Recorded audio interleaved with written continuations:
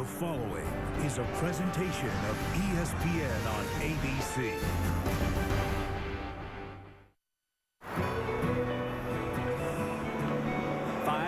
From a shot at the national championship.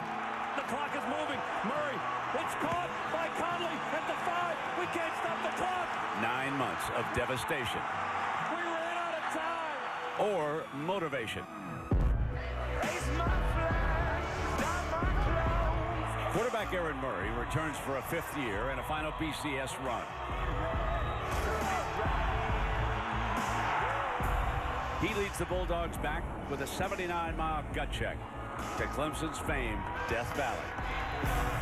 Taj Boyd, last year's ACC Player of the Year, and the Tigers welcome their next state neighbors with something less than Southern hospitality.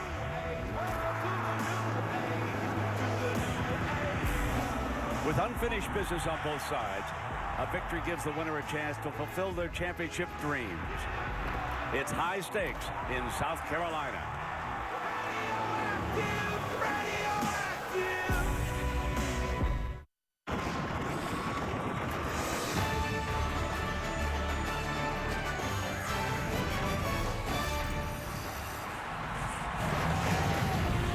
Welcome to ESPN Saturday Night Football, presented by Windows. And this presentation of the ACC on ESPN. You are looking live at Clemson Memorial Stadium in Clemson, South Carolina, where the game of the weekend is about to unfold. Number 5 Georgia at number 8 Clemson. Two high-powered offenses about to slug it out for the right to shout contender when the night is over, while the loser must slink away, being dubbed simply Pretender. Good evening, everybody. We're Kirk Herbstreit. I'm Brett Musburger. What a way to start a new season. Clemson and Georgia. Herbie, this is our 8th night together on Saturday Night Football, and already this weekend, so many notable storylines. It's been a great way to start this year's college football season. It really started on Thursday night with some games that went into the wee hours, continued last night with Kansas State getting upset. Some great games this afternoon. But I think every college football fan has been building for this game tonight here at Clemson between Georgia and these Clemson Tigers. Are you ready for some points, folks? Georgia came in averaging 39 points a game last year. They're very, very fortunate to have a veteran quarterback. One of the most experienced quarterbacks this year in the country, and Aaron Murray. Aaron Murray's an intelligent quarterback. He's seen every atmosphere. He will not be intimidated by this crowd. He knows how to get his teammates ready to make plays. And I think that's a very important thing as he takes let's face it, he's got a group around him that can make big plays. He has a balanced attack with Todd Gurley and Keith Marshall. And I think that's a big thing that they want to try to do. Run the football with Gurley and Marshall to set up some big play opportunities in the pass game off of play action. That's where Murray typically thrives. And believe it or not, Clemson averaged 41 points a game last year. And again, another team with a veteran quarterback. Taj Boyd has been sensational. You know, Chad Morris, the offensive coordinator, came in a couple years ago, gets a lot of fanfare. Well, his quarterback last year was the ACC Player of the Year. This is his 3rd year in the system, which allows him to really make a lot of checks at the line of scrimmage. They'll give him some flexibility and freedom tonight against an inexperienced Georgia secondary. Georgia last year had a veteran group, a lot of individuals that went on to the NFL. Well, they have a talented group this year, but how will they respond to the bright lights and the big stage against a veteran with the tempo that they're going to have to face tonight? So the point of this exercise is, who will come up with a defense before the night's over? I'm with you. I mean, the more you look at the film, and a lot of this is going off of last year, and we don't have preseason football in college football, so you're kind of assuming some things, and you wonder how true freshmen, and Georgia has 6 of them in the secondary alone in their 2 deep. You just wonder how they'll respond. They might be great, but it's very, very different in practice versus what they're going to see tonight against Taj Boyd. Crowd tonight in excess of 84,000. This rivalry began in 1897. But folks, they haven't played in the last 10 years. The one tonight, it figures to be a dandy.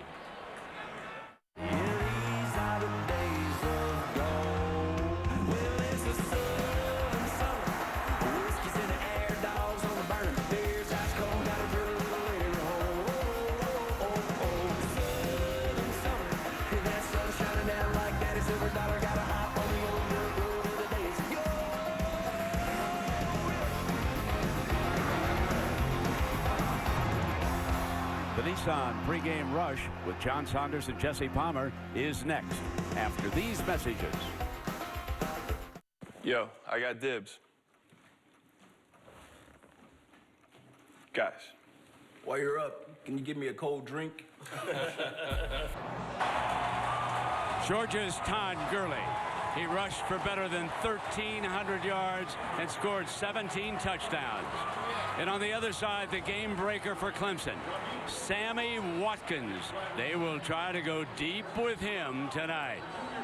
This has been the Nissan pregame rush from Clemson, South Carolina. And now a look inside Nissan's Heisman House.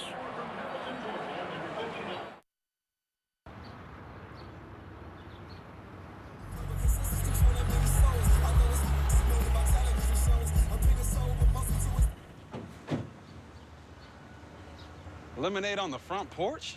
What are you guys, 80? Kids these days.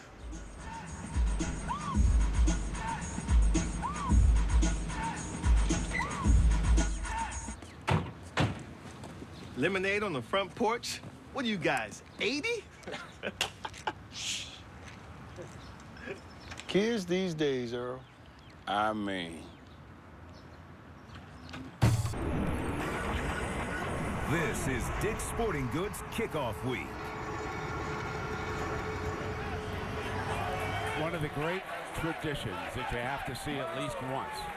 The Clemson players file out of the locker room and they board buses to come around the stadium before they pour down the hill onto the field. Herbie, did you ever take a bus from the locker room? I think it's fascinating that they get on buses out of the locker room, go around the stadium, and then come down the hill. Okay. For more on Howard's Rock, let's go to Heather Cox. Heather.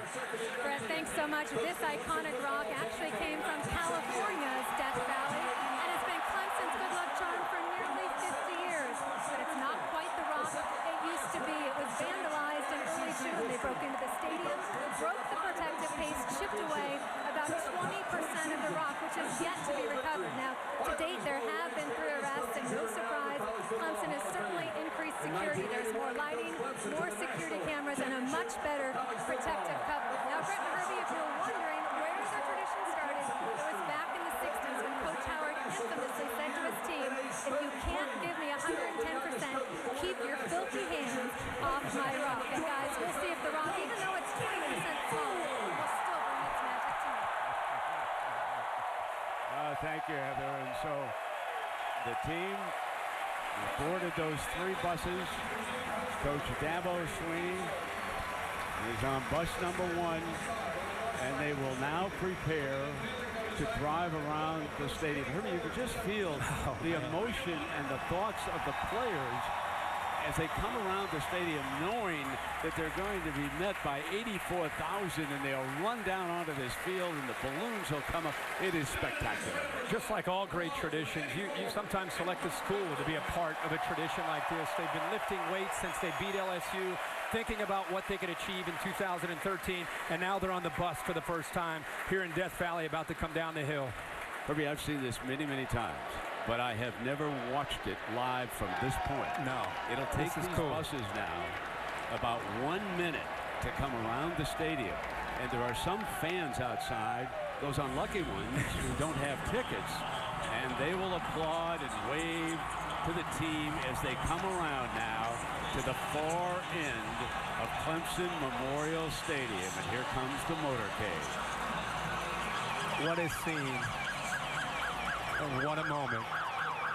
Brent, I've always seen these players run down the hill, but I've never seen this perspective of how they get to the top of that hill.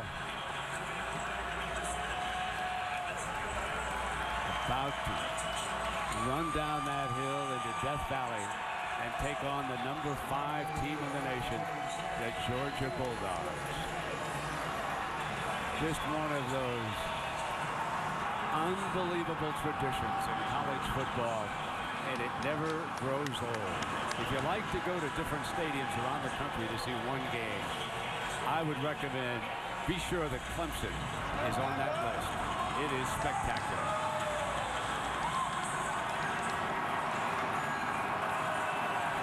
Whole stadium now just waiting, looking at the top of that hill under the scoreboard.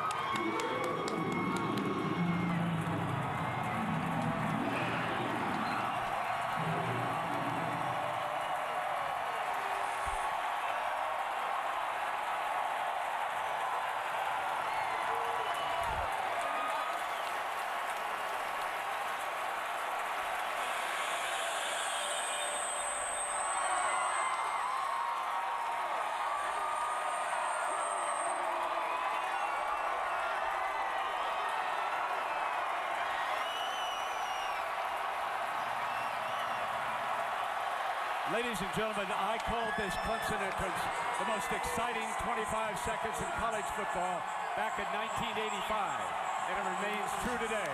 Here it is, the most exciting 25 seconds in college football.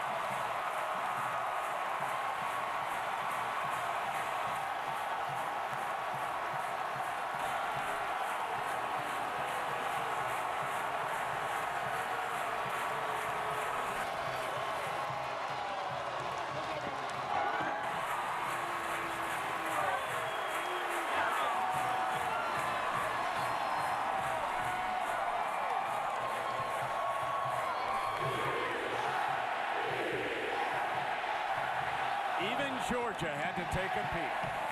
Kickoff is next after this message and a word from our ABC stations.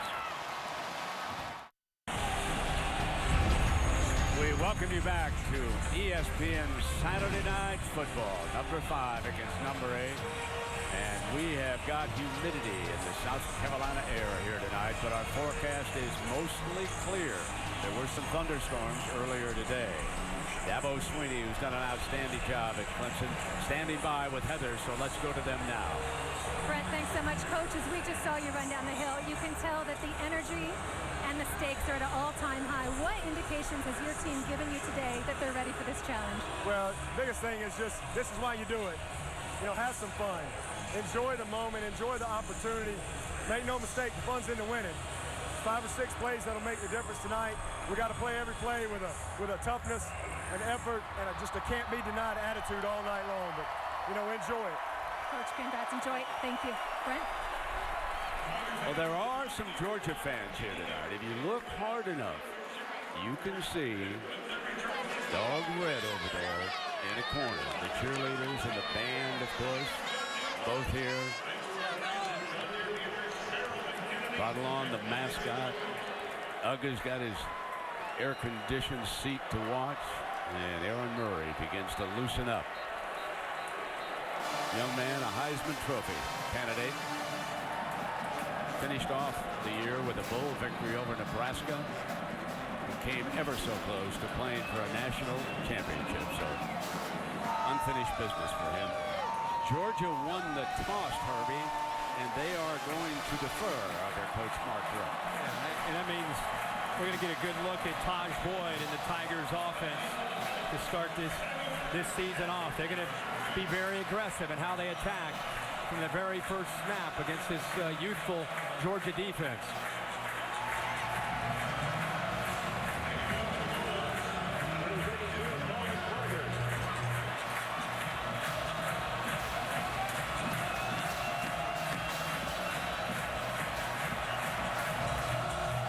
Death Valley March begins. Watkins touches the ball first. Picks his way out to the 21-yard line with the special team for the Dogs swarms all over him. And that will bring out Taj Boyd. It's his third year in this system, and you'll see him do some things at the line of scrimmage where it's this spread offense. You've seen it when you watch college football, up tempo with Chad Morris, trying to get over 90 snaps today if they can. And when you have a quarterback that's experienced in that system, it allows you to play faster. That's what they're going to try to do tonight, up tempo. Roderick McDowell is the starting tailback. Andre Ellington moved on to the NFL. In their script earlier, they ran him on the first play. We'll see if they do exactly that. Play action. They're going to come up and throw this time on first down. Nobody there, and Taj Boyd takes off with Sterling Bailey bringing him down, Irby. And here's Clemson on the very first play, taking a chance, thinking that Georgia might be collapsing down in the run game. And they wanted to go downfield. Great coverage by the Dogs downfield. And that inexperienced secondary, give them a check plus on that play. That was a coverage sack by the Dogs. Slips a screen to Watkins on the outside. And that will bring up third and long. And one of the veterans, Herrera, number 52, making his first stop of the game.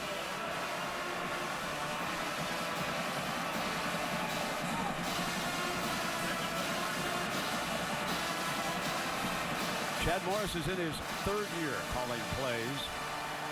He and Taj Boyd have a special relationship. Taj was in on the meeting when Morris was hired by Dabo Swinney, so he actually approved this offense that you're watching him run here tonight. Flushed again and throws high, and it is 3 and out. So the young Dog defense does an outstanding job on their first defensive series. And Leonard Floyd, a linebacker and a true freshman, he comes right through the interior of the Clemson defense, and they brought more than Clemson could handle on that right side, confused the right side, and got pressure. Damian Swan back to field this punt. The veteran defensive back from the 15 trying to get it outside. Fumble. Ball is on the ground, and they say he's down. The back judge says that Swan was down and no fumble. Ball came loose, and Clemson pounced on it. I don't think there's any question his arm is down, and then the ball came out. It's like his right elbow may have touched, and then the football came out. So it's a good call there by the official right on top of it.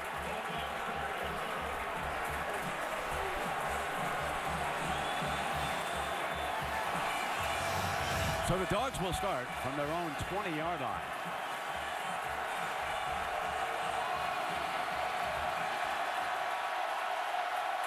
They send 3 receivers out to the right. And Brent Venables puts 11 players on the field. The umpire throws the flag. The 12th man was coming off the sideline for Clemson.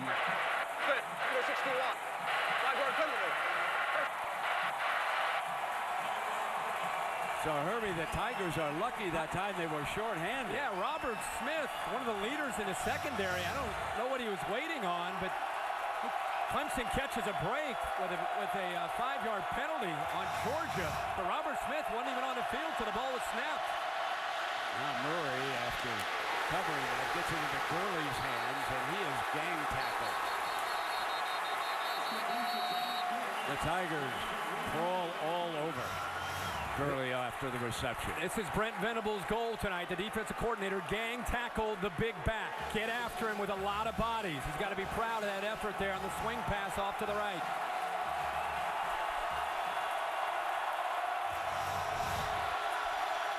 Second down and 14.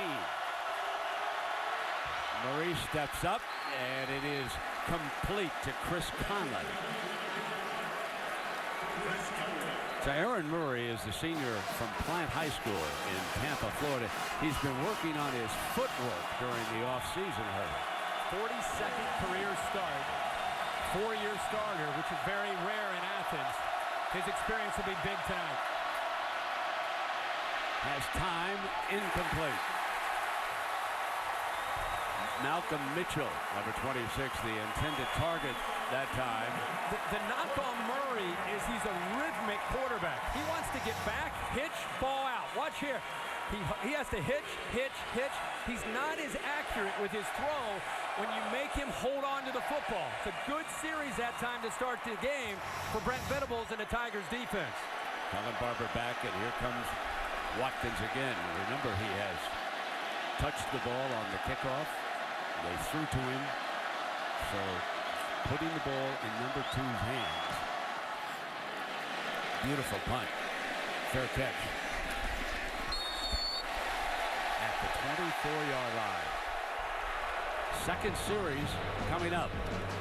Little nerves demonstrated by both these teams early. Herbie, you said all along this is our impact matchup of the night. Yeah, you have some freshmen in the back end, both Langley and Matthews, and Bryant and Watkins can make big plays. Off the play action, they throw on the first down to Stanton Seckinger. And Stanton Seckinger could be a big story because in Chad Morris's offense, the tight end is big. Sam Cooper out for the season, injured last spring. Jordan Leggett practicing, but perhaps will not play tonight, so Seckinger steps in. Big shoes to fill. Here is McDowell on his first run. You know, Herbie, in talking to the coaches about McDowell, they said, you know, don't misunderstand, he got quality snaps last year. Yeah, he got enough reps, I think, have the confidence that it takes to be able to take over for Andre Ellington. Coming with him again, and he is met right away by Garrison Smith, one of the veterans on that dog defense. Jordan Jenkins helping out as well. The young man that they're trying to compare to Jarvis Jones, who's now with the Pittsburgh Steelers. He penetrates and makes a big-time play there for this Georgia defense. McDowell didn't have a chance. Yeah, Jenkins, let me correct what I said. Jenkins makes a big-time play on that. Now on third down, great pressure. Boyd steps away from it and fires complete to Sammy Watkins. Big-time move by Taj Boyd when he was under pressure. Brent, and I think he wanted to go deep to Sammy Watkins on a double move. Great job of improvising and getting his feet set to make an accurate throw for the first down. The dog front doing a good job, and this is what Taj Boyd can do to a defense as he keeps it and crosses the 40-yard line to the 39.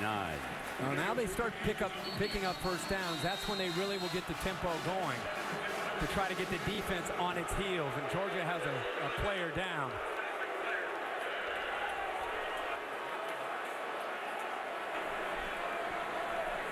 Let's go back to that third down where it looked like he wanted to try to catch the true freshman, Langley, who we talked about in the matchup. See, inside slant and then try to get by him. Langley doesn't bite on it. And now he's got a quarterback running for his life. Good job coming back to the football that time by Watkins. Watkins, I think, is ready to have a big year. He had some injuries. He was suspended last year early, put on a little bit of weight. He's back down to about 205. He's had a great camp. And Dabo Swinney and Chad Morris are expecting big things this year from number 2. Freshman Leonard Floyd was the player who was shaken up. And, of course, the crowd booing a little bit because against an up-tempo offense, anytime a defensive player goes down, they think he's faking. The officials can't read somebody's mind, so they're going to treat it as an injury on the field every time. Second down and 6. There is Chad Morris, a high school coaching legend in the state of Texas. His third year at Clemson, spent 1 year at Tulsa, and what a wide-open, high-powered offense he has orchestrated. McDowell keeps it. McDowell short of the 30-yard line. Trey Matthews, the outstanding freshman safety from Newman, Georgia, with the stop. Here they come with the tempo. You talked about McDowell. I think he is like a bird that's been in a cage. He's had to pay his dues. He's excited to have finally an opportunity. Slip it to the outside again. Peak crosses the 10-yard line. Boyd has many options in this offense, Herbie. And when he comes up to the line of scrimmage, it's up to him to either run or pass. And he saw something with Sharon Peak. And he had a soft coverage that time. And if you play his receiver soft, he's just going to put the ball out there and let his playmakers make plays. McDowell to the middle of that defensive front. This drive is textbook of what Chad Morris tries to do. It's their 8th play, 72 yards so far. They have Georgia on their heels. They've attacked outside with the quick throws. They attack up the middle with McDowell. Back to the outside, back to the inside. They're really putting this Georgia defense on this drive back on their heels, and they've lost their aggression. McDowell motions out. Taj keeps it himself. Touchdown.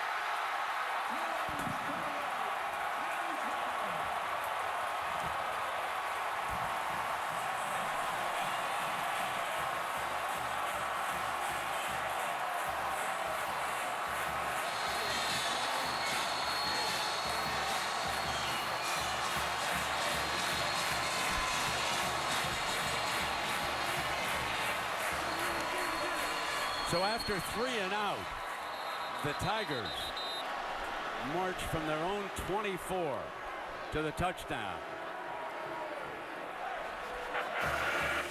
Illegal substitution for the defense and formation.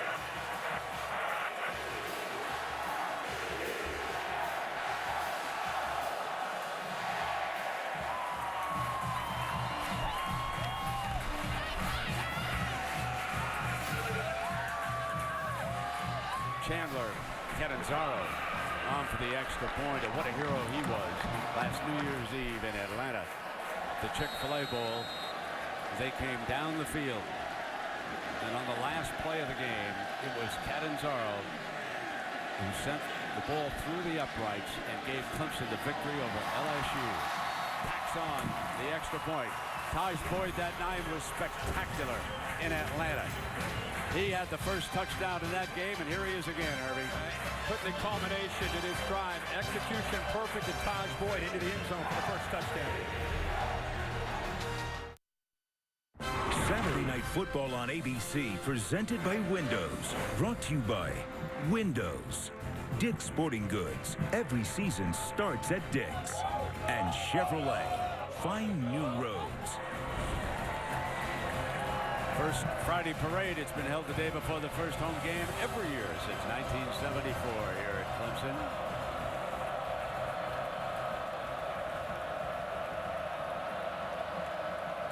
Atlanta sends Todd Gurley and Malcolm Mitchell back to return the kickoff.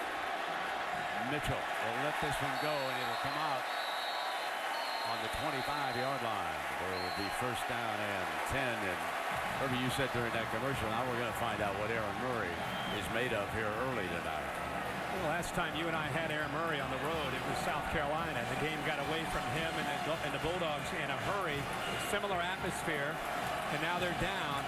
I think they really grew up after that South Carolina game, and we saw them against Alabama. They played sensationally. But now here they are on the road, 3 and out. I think they have to run the football. They've got to win the battle at the line of scrimmage with Gurley and Marshall to be able to get Aaron Murray to where he ultimately wants to be here off play action pass. They show power eye and toss to Gurley. Gurley breaks free on the far side. Foot race, great speed. Gurley won't be caught.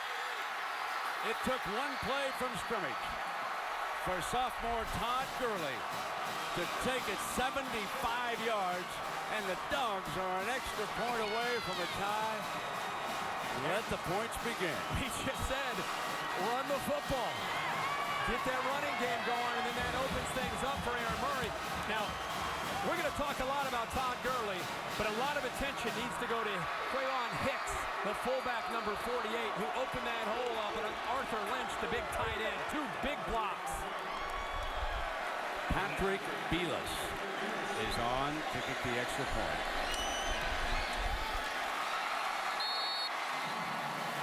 So Marshall Morgan sits it out.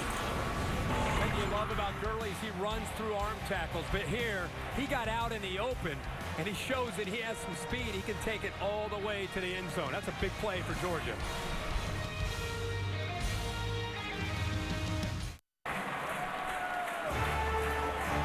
Well, Dick's Sporting Goods kickoff week continues Monday night from Heinz Field in Pittsburgh. Florida State versus Pittsburgh Monday at 8 p.m. Eastern on ESPN.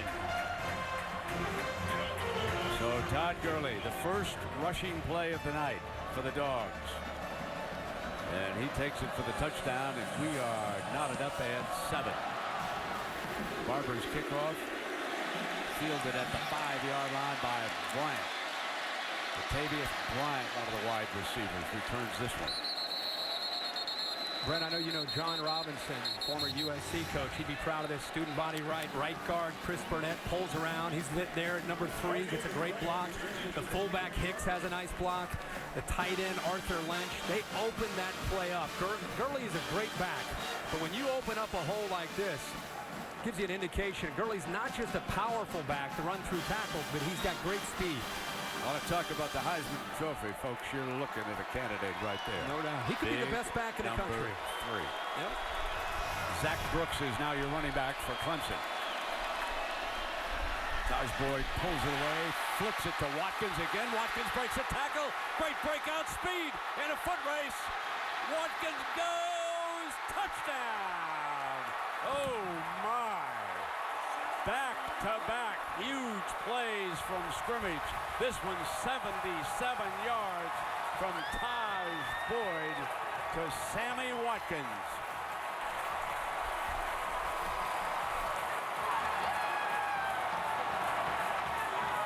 There's Heisman Trophy candidates all over the field. You just saw 2 of them, both Taj and Watkins. Oh, man. We thought it might be a shootout tonight.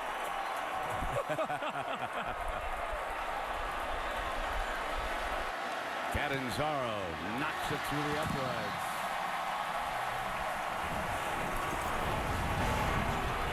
Play action. Get the ball out to Sammy Watkins. He breaks the tackle, and he breaks the tackle with that kind of speed. That's dangerous. Georgia's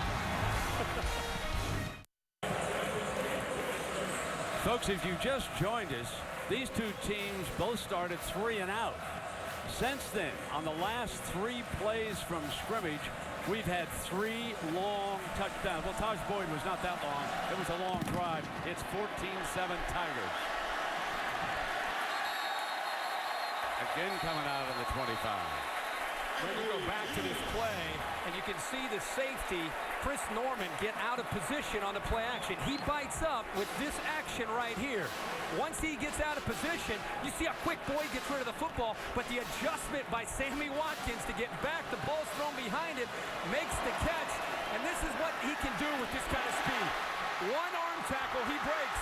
Damian Swan, terrible effort. Where did he wrap up? He just used his shoulder. You can't do that against Sammy Watkins. The weight is down, and he's got big-time ability to make plays. So Keith Marshall, number 4, checks in. The other half of the dynamic duo, Todd Gurley and now Marshall, both youngsters from North Carolina. And Marshall is number 4 with great ability. Play action to him. Murray in trouble, on the move. Fires, juggle, caught, reaching for, beautifully that time, is Michael Bennett. And Michael Bennett was one of Murray's favorite targets until he tore an ACL midway through last season. But here he is back, and they tell us he's been practicing well, Herbie. It's great to see him back, and what an amazing catch here. Ball's underthrown, but he makes the play. They quickly bring Marshall to his first running play across midfield. You throw Bennett along with Malcolm Mitchell and Chris Conley together with the backs that they have and the experience from Murray. It's pretty... Grady Jarrett has left the field, and he's a vital part of that defensive line.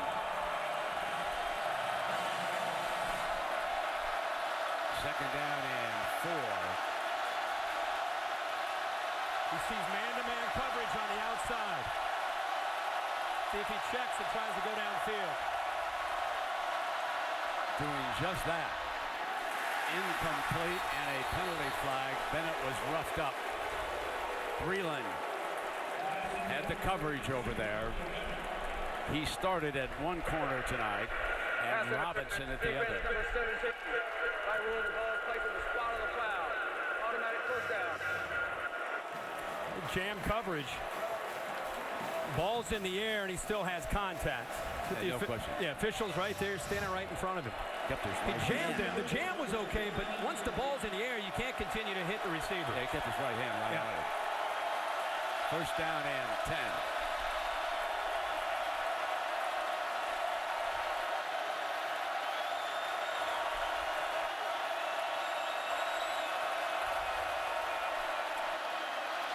Marshall brought down at the 36-yard line. Travis Blanks, the safety who made a huge interception against LSU for Clemson, makes the stop. One of the things Aaron Murray looks at the line of scrimmage, and they'll give him 2 or 3 plays. He's looking at the safeties. He's trying to get an idea if it's 2 safeties that are high or if it's 1 safety, and he's calling a run or a pass based on the safety's alignment right here. See, I'm looking at him. Right now he's trying to figure that's 8 in the box. He should try to throw the football. Takes it back. Got one-on-one, but it is incomplete. Conley was the intended target. Because of the balance and the versatility, the way Georgia wants to attack, and you have a quarterback that started for 4 years, Mike Bobo, who's the offensive coordinator, likes to give Aaron Murray that freedom to just count the numbers. And if they're committed to stopping this running game, we got to be able to throw. A tough third down. Murray needs 7 yards. Try to get it with Marshall. And they are short. Breland again. Great penetration by Vic Beasley as well.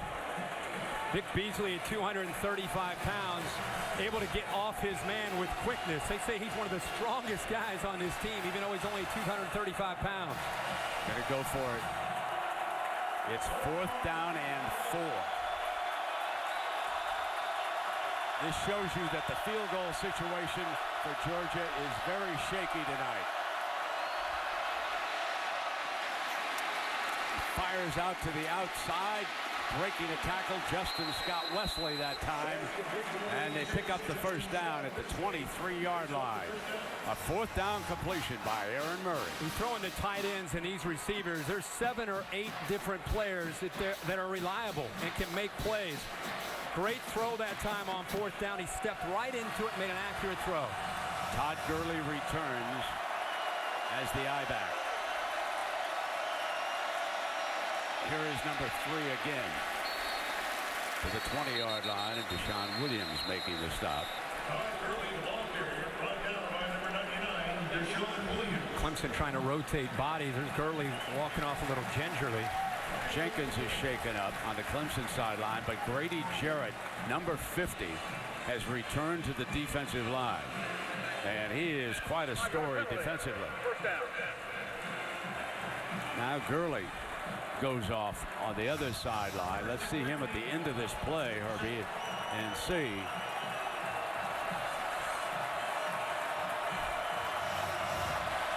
Couldn't tell with that replay what might have occurred down there, but he's back out of the game, and Marshall returns.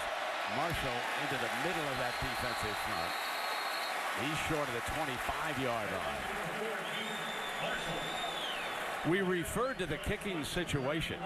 Marshall Morgan figured to be the kicker for Georgia this season, but he got it into a little trouble while boating, and he got a BUI. Coach Richt has been a little bit quiet about what he was going to do to penalize the young man, but when the extra point occurred, it was Patrick Belis who stepped out, and he's a sophomore from Atlanta. So it is 2nd down and 13 from the 25-yard line for the Dogs. Play action. Plenty of time. Firing complete. And a 1st and goal. Scott Wesley. He's going to try to find the hole behind the linebackers in front of the safeties. He puts the ball again right on the money, and he throws it on time to give his receiver this time a chance to be able to make the play over the linebacker, Anthony, and you got to throw that on a line to give your receiver a chance to protect himself and get down before he gets hit. Marshall, the running back. Dogs with a first and goal, trailing by 7, and still 5 minutes remaining here in the opening quarter. Fires and incomplete and almost intercepted. Gary Peters that time did a great job of protecting the goal line. Aaron Murray loves the back shoulder fade, and this time he didn't throw it to the back shoulder of Bennett. He threw it to the front side. Now Gurley is headed back to the locker room, and we certainly will get an update and pass it along to you as soon as we hear. Meanwhile, with Keith Marshall in the backfield, it is second down and goal.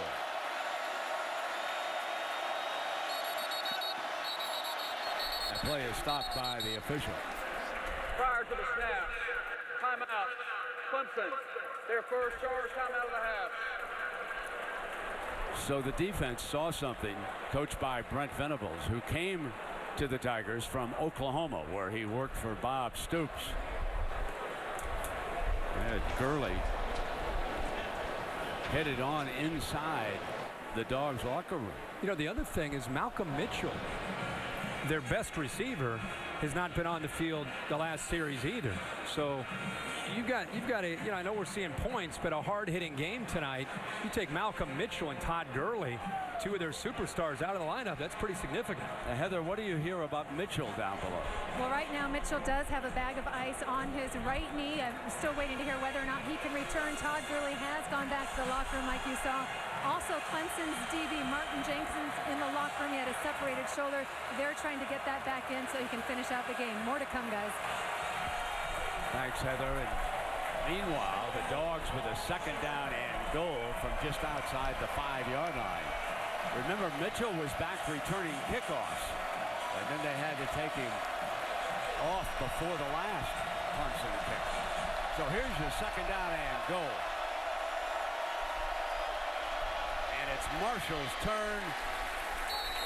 Dives to about the 3-yard line, and it will bring up a third and goal. And remember, they have fine tight ends as we check in down below again with Heather. Friend, I was able to gather a few more details. Bad news for the Bulldog fans. Malcolm Mitchell is out of this game with a right knee injury. Todd Gurley having his left thigh checked. He is out for now. Oh, that is a blow and a possible double blow. But it is third down and goal for the veteran quarterback Murray. And he hands on a counter, and Marshall all battling toward that end zone. With a big fella in the interior that time, DJ Reader, a great athlete, reads this play well. It gives you an idea of what kind of power Keith Marshall has. You think of Gurley with the power, but boy. You think the knee was down, Herbie, or did he extend it? Very, very close. It's worth another look. See if he extended the football across before the knee touched. Instant replay upstairs. We'll take a look at that scoring play as it's ruled on the field by Keith Marshall. Indisputable, of course, is the only way they can turn it over. I told you before the game, I was down on the field, and you look at Todd Gurley, he's 235 pounds and just a big back. You think of Marshall as the smaller back. And then you look at him up close, he is a big back with speed. This is the best look I think we can look at right here. The crowd just voted no touchdown. They saw the angle as it's being shown up on the big replay board here at Clemson. It's a touchdown, personally. That's hard. So the crowd and Herbie in their first disagreement. There you are. Herbie's right, and the crowd is wrong. But the power from Marshall, remarkable. Two significant losses in Gurley for now, and of course Mitchell, who seemed to be battling injuries most of his career. So here's the sophomore kicker tonight, Patrick Belis, replacing Marshall Morgan here in the first half, and he knocks the score at 14. 4 touchdowns and still 4 minutes and 12 seconds remaining in the opening quarter. This is the luxury of having another talented back in that backfield, and to run this kind of offense. I mean, he was hit by Reader, who's 325 pounds, at about the 4-yard line. I mean, that initial contact's right there, and then the leg drive, and then he extends and reaches for the touchdown. It's an impressive run by Marshall. Well, the votes are in, and fans have deemed this the blimp-worthy game of the week. So aerial coverage being provided by Goodyear from Clemson, South Carolina. Where there is superior performance, Goodyear is there. Goodyear more driven. We have had 28 snaps from scrimmage in this game, and 4 of them have resulted in touchdowns. Could be a tired dog before the night is over. It's going to be busy. The way this game's going. It is humid. It is muggy. Both teams are going to need a lot of linemen.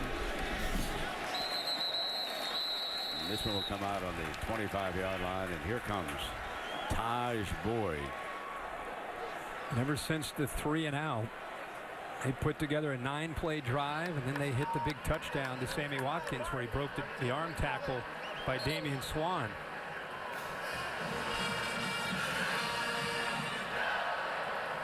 You know, a name we have not called tonight is Martavius Bryant, number 1, a guy that they feel can take some of the pressure off. And he's, I know he hadn't been out. Yeah, they did use him the one time on a kickoff return when they took Watkins out, but you're right. They haven't thrown the ball to him yet. And now Zach Brooks in with Roderick McDowell. And so they have 2 running backs, and McDowell gets the call on first down. They lost one of the better backs, I thought, in the country, in Andre Ellington last year.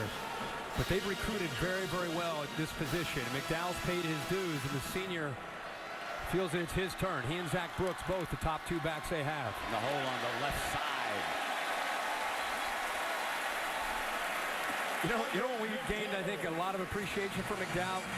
When you and I turned on the film to be reminded of how much he played against LSU in that bowl game and how physical he ran against that LSU defense. Man, of course, Chad telling us in the last 5 or 6 games they used him a lot.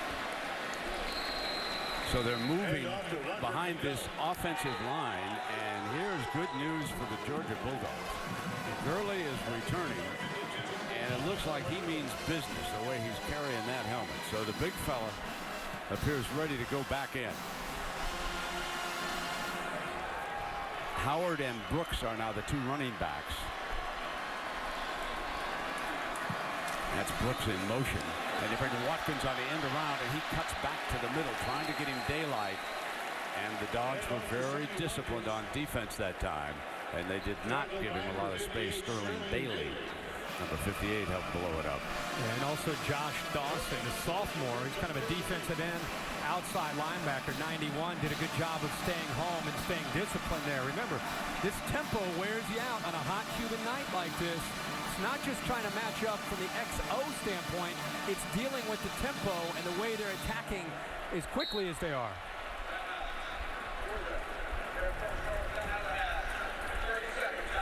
So this is the 3rd time, and you see Coach Chad Morris down there. This is the 3rd time now that his offense has come to the line of scrimmage with a 3rd down situation.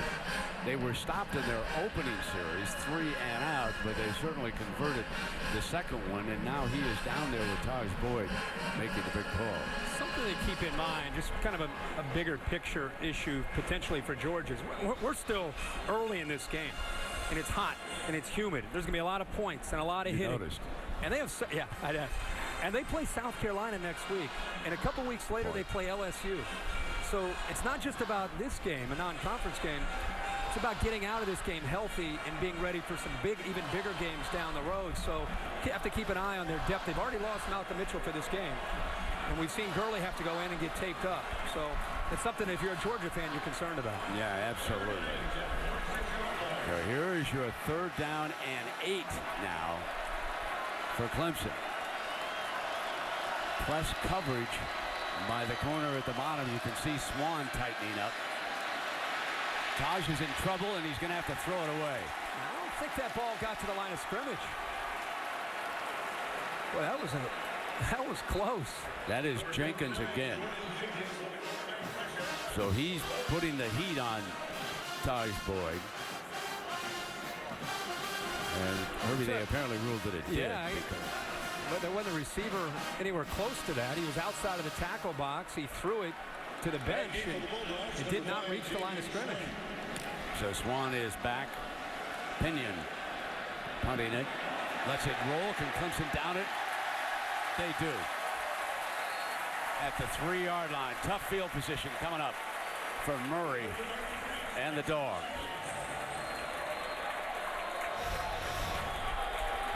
That's a really good effort here, an outstanding punt. And Shuey does a good job of it. Sometimes you see these guys take it in to the end zone. He did a good job of getting on top of it and batting it back.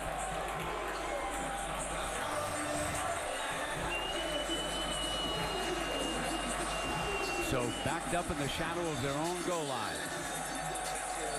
They get breathing room out at the 13-yard line.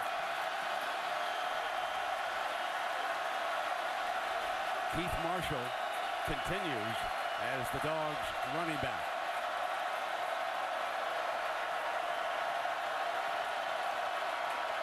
And they run the fullback right straight ahead into daylight, and he breaks free. Clemson not expecting Quavon Hicks, and the sophomore from Blackshear, Georgia, he brings him out of darkness. They're basically a goal line defense here. Mike Bobo told me that this guy is like the John Connor from the Hard Knocks series that you see him block. Just a big warrior back there. But you can see that when he gets his hands on the football, he can make some things happen. That's a 37-yard gain for the fullback. Marshall to the 40-yard line. They need to get to midfield if they want to move the chains here again. We check in down below now with Heather. Brett and Herbie, a little bit more information on Todd Gurley. He came out with a very pronounced limp. He's got extra padding on that injured left thigh. He's been on the bike trying to loosen it up, but I've been told his status is, quote, out for now. We'll keep an eye on him. Well, Mitchell declared out. Gurley pedaling away. And it's going to be up to Keith Marshall right now. Complete to the far side and a first down as he comes across midfield. Justin Scott Wesley has been Murray's #1 target here, Herbie. And they describe him as a guy who used to be a track guy. He's learning to run routes. He ran a 10-200 in high school in Georgia. So he's worked his tail off in the summer with Aaron Murray and these other receivers to understand the route adjustments. Aaron Murray now has confidence in him. And you're right, he's off to a great start tonight.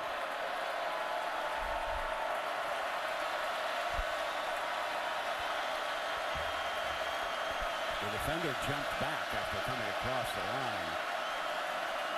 Murray using a hand signal to his receiver. And Conley.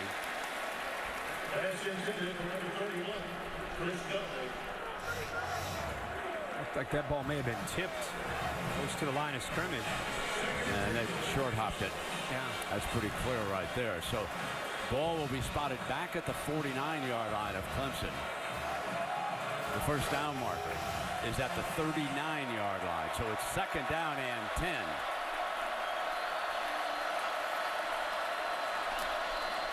Marshall trying to pick his way, gets no more than a couple. And a flag on the play. It's like a hook now. Brent Venables that time went with the blitz, a run stopper. Tipped there by the formation. Offense number 61, 10-yard penalty, second down.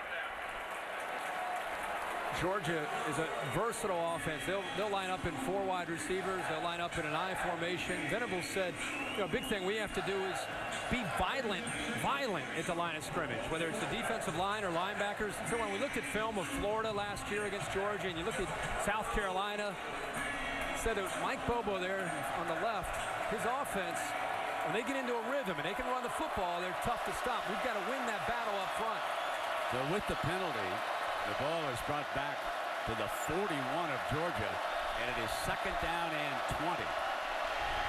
Murray running out of trouble, and he gets back to the original line of scrimmage plus on that fine run. And this is something he and Mike Bobo said. I mean, how do you get better in year 4? He said, I came in as a dual guy, an athlete, and I've been trained to sit in the pocket. Now I'm sitting in the pocket so well. Now they want me to be a little bit more of an athlete, and that's an example of what he's trying to do for him this year. Take a breath. 4 touchdowns in the first quarter. We'll be back after this message and a word from your local ABC stations.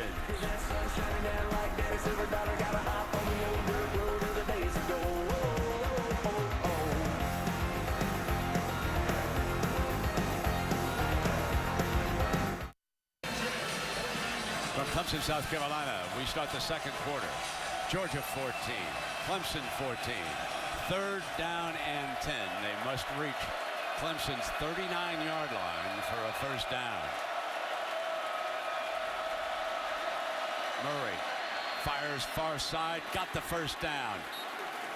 Puts it into Wooten's hands on the far side, and they'll move the chain. You got a rhythmic quarterback, and you give him a soft cushion.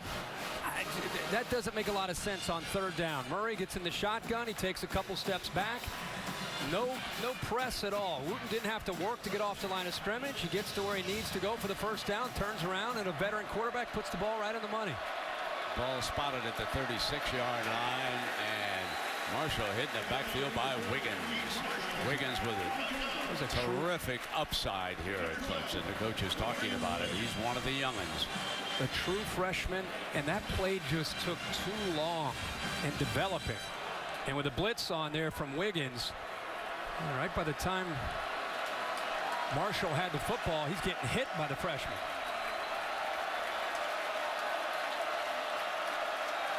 Soft coverage again. 2nd down and 10, and Marshall stopped in the hole by Suey, Spencer Suey, the linebacker. And it's going to be another 3rd down and long coming up for Murray.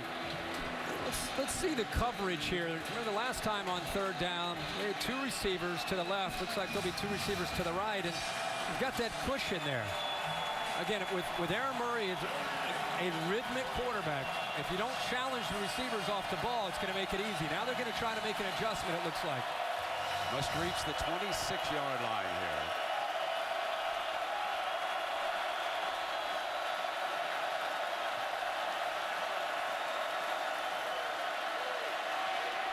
Murray moving hard to the right, back across his body for the first down, plus diving for the end zone. Touchdown, Wooten, the freshman, with a sensational dive for the pylon and the 34-yard score. Take a look at this.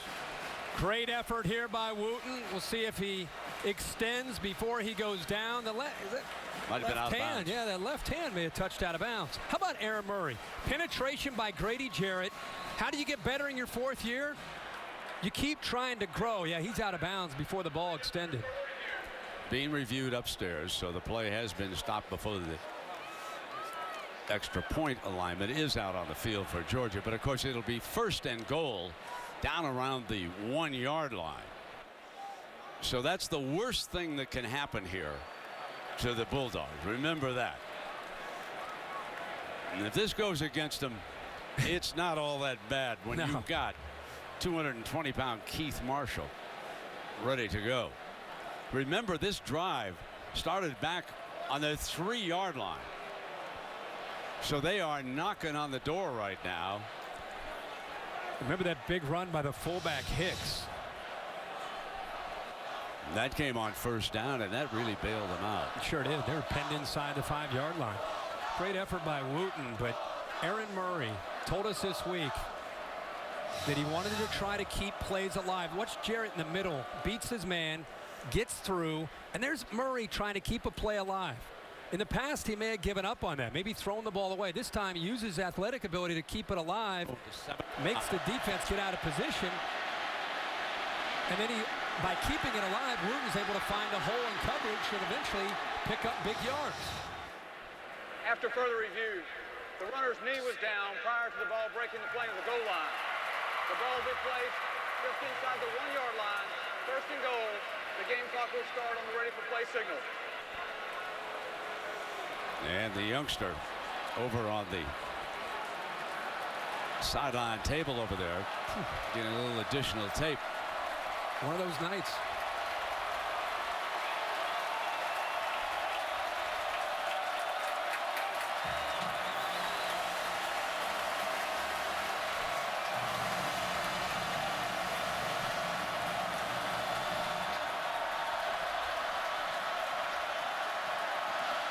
the fullback, and why not? He bailed him out. So Hicks barges into the end zone, and that, folks, finishes off a 97-yard drive.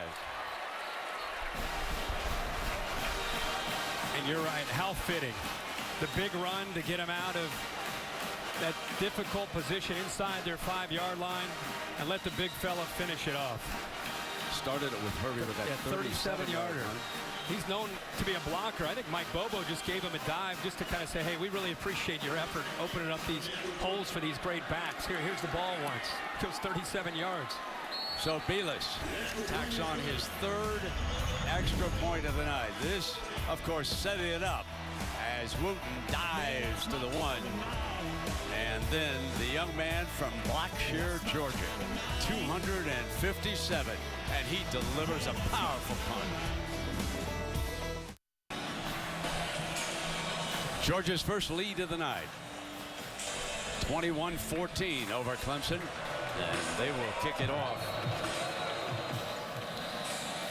Back deep, the two Burners, Watkins and Bryant. This will be Bryant. Bryant from the 4. Bryant was in the doghouse, but he clearly is out of it tonight as we take a look at our Pacific Life game summary, Herbie. It's been a game where we kind of expected to come in and see a lot of offense, and we saw that. The thing that's impressed me probably the most is Georgia on the road, down 7, answered. Down 14-7, answered, and now they've worked themselves into a lead on the road here, 21-14, showing a lot of composure. Last time we saw them, they got down, they kind of folded up against South Carolina. So McDowell, Herbie, who's rushed for 38 yards, comes back in. And he gets the first call into the middle of that defense. And Clemson for sure has not gotten rid of the running game here tonight. In fact, they are committed to it. They like to brag that even though we get talked about as a spread team, we still want to hit you in the mouth and be a powerful running team. Play action, beautiful fake, and they throw it to Darrell Smith. And the fullback slash tight end carries it out toward that first down marker. You got to respect the potential handoff there. And then they slip the tight end out. You know, you're thinking about maybe the zone read play where he gives to McDowell, pulls and runs, and so you know you got to be concerned about the tight end out in the flat. They always try to keep you guessing. It will be 3rd and short. Boyd keeps it for the first down to the 35-yard line, and the chains will move. Keep in mind, as you're watching this offense, it's not just the tempo. You get a lot of window dressing, a lot of different formations, a lot of personnel groupings, a lot of shifts from the tight ends, motions from the receivers. By doing that, they're trying to trick the eyes of these young defensive backs and linebackers from Georgia, trying to make them hesitate just enough for a big play. First down and 10. We saw a shot of Chad Morris over there. He's one of the highest paid assistant coaches in football. As Texas Tech and North Carolina State came calling at the end of last year, he now makes $1.3 million. And Urban Meyer also dialed up Chad to see what do you think about Columbus. And Chad telling us it'll take a special situation to ever leave Clemson. He and his family very happy. Downfield, long throw and in. Complete, but a penalty flag against young Matthews. Brent, Trey Matthews, the true freshman safety, stayed in position, but what he's going to learn, he's a young defensive back, is he never found the football. He's back, they're trying to trick him, but you see his head, he doesn't even attempt to locate the football. So when a referee sees you not even attempting to find the football and there's a little bit of contact, it's going to be a flag. Would have been costly, real costly in the National Football League. In a college game, 15-yard penalty, so they'll bring the ball across midfield. And it will be 1st and 10 with Zach Brooks, the sophomore from Jonesboro, Arkansas, checking into that backfield. Taj fires, and he was behind his receiver a little bit that time. Adam Humphries Usually very reliable, a go-to guy for Taj, but threw the ball behind him. Georgia doing their best to rotate bodies in and out of this defensive lineup, and they are doing a good job. There's a lot of depth. Todd Grantham, every chance he gets, trying to get another body in there. Boyd under pressure, and he is cut off.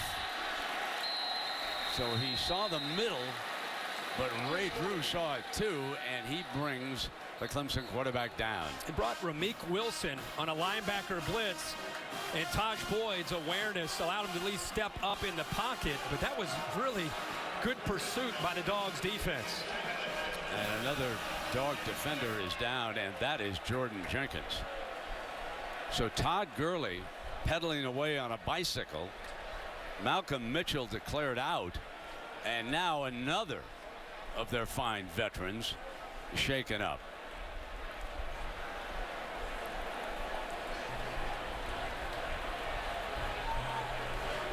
Of course, the crowd here again booing with this third down coming up. You know, when you think about Mark Richt's defense and what they lost with those 8 starters, there are some very, very important numbers. 65% of their tackles, 70% of the tackles for a loss, and 71% of the sacks have moved on either to the National Football League or graduated away from college football. And the young man in the red probably accounted for quite a few percentage points there, Jarvis Jones. So McDowell is back in. Here's 3rd and 9, and Georgia keeping Taj in that 3rd and long. Fires it, caught, dropped as he goes out of bounds, and incomplete. It looked like a completion to Peak, and he couldn't hang on long enough in the eyes of the official. Yep. Very good move by the defender, and that's Herrera. Watch Herrera here. Oh, does he knock the ball out. Great job by Clemson's offensive line of protecting Boyd. Gave him a chance to make that throw, but Herrera never gave up on the play, and that right hand punched the ball loose from Peak. Damian Swan back deep. Gonna let this one go, and it'll be down just inside the 15-yard line. You're watching ESPN Saturday Night Football on ABC. Saturday Night Football on ABC, presented by Windows. Brought to you by Nissan, premier partner of the Heisman Trophy. Pacific Life, for insurance, annuities, and investments. Choose Pacific Life, the power to help you succeed. And Bud Light, it's the sure sign of a good time. Here we go. South Carolina Botanical Garden, 295 beautiful acres right here in South Carolina. Meanwhile, for Georgia fans, real good news, as Todd Gurley, who was pedaling away with that little hip problem that he had, is back on the field, and Georgia has been unstoppable on their last 3 possessions. So here is Gurley, and Hicks has delivered the hammer. He is the fullback, number 48, so we want to keep an eye on him. And I see that Colton Houston is out there, number 75, and what a story that young man is. Gurley picks his way for a few yards. I want to go back to Colton Houston. He's number 75. Folks, this is the first time that he's been able to play, and what a story. He's been out for 3 years because he could not clear a steroid drug from his system, which he inadvertently took on a recommendation of a doctor. It has been that long, and here he is, a young man who's going to graduate in May, and he's seeing his first action, and that is special tonight.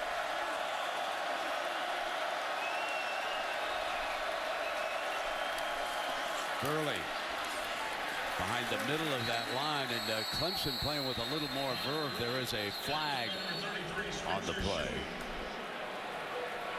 They give him 1 yard on the play. It'll be 3rd and 5.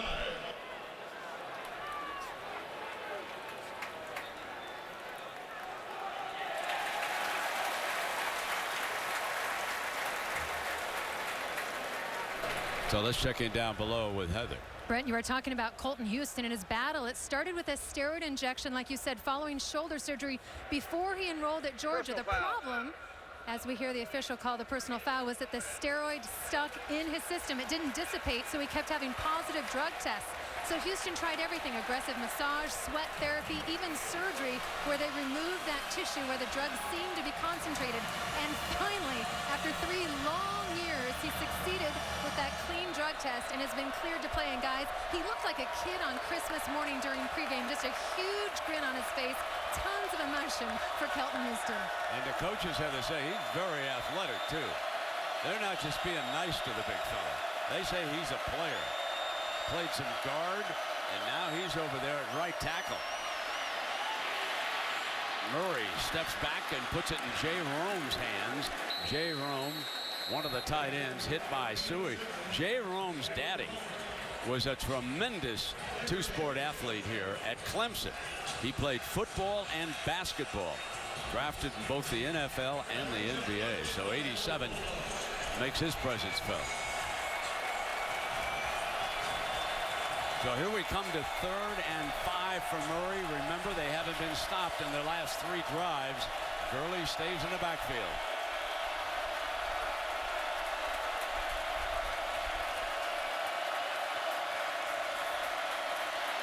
Hit and sacked. Blind side coming at him was Vic Beasley. Brandon, it's a whiff by Canarius Gates, the left tackle, 72. He just misses the speedster Beasley. Watch how quick Beasley is. Quickness, but that is a poor effort by the left tackle Gates. He went right around him, used that acceleration, and there's a great job in coverage that time by Gary Peters, locking up Michael Bennett, not allowing Aaron Murray to get the ball to his favorite target on 3rd down. This could be good news for Clemson because Watkins is back to return this punt. Signals for the fair catch, however. A beautiful punt. Good hang time. And Clemson will put it in play on their 45-yard line, trailing 21-14 when you come back to South Carolina. There are athletes galore on this field, and as a result, 22 NFL scouts are in attendance. That is a Clemson record. They have never had 22 NFL scouts at one football game, but they are here tonight. And Roderick McDowell, he is already graduated. He's out of Sumter, South Carolina. What a story he is, Herbie.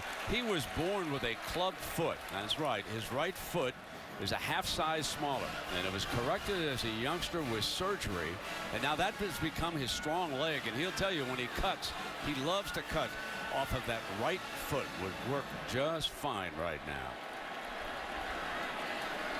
See Sammy Watkins isolated to the bottom of the screen against Swan. Taj Boyd flushed out of the pocket again on the move, and when he comes to the left, he's not nearly as accurate as when he's forced over to his throwing side. That was noticeable, Herb, when we looked at that tape against LSU.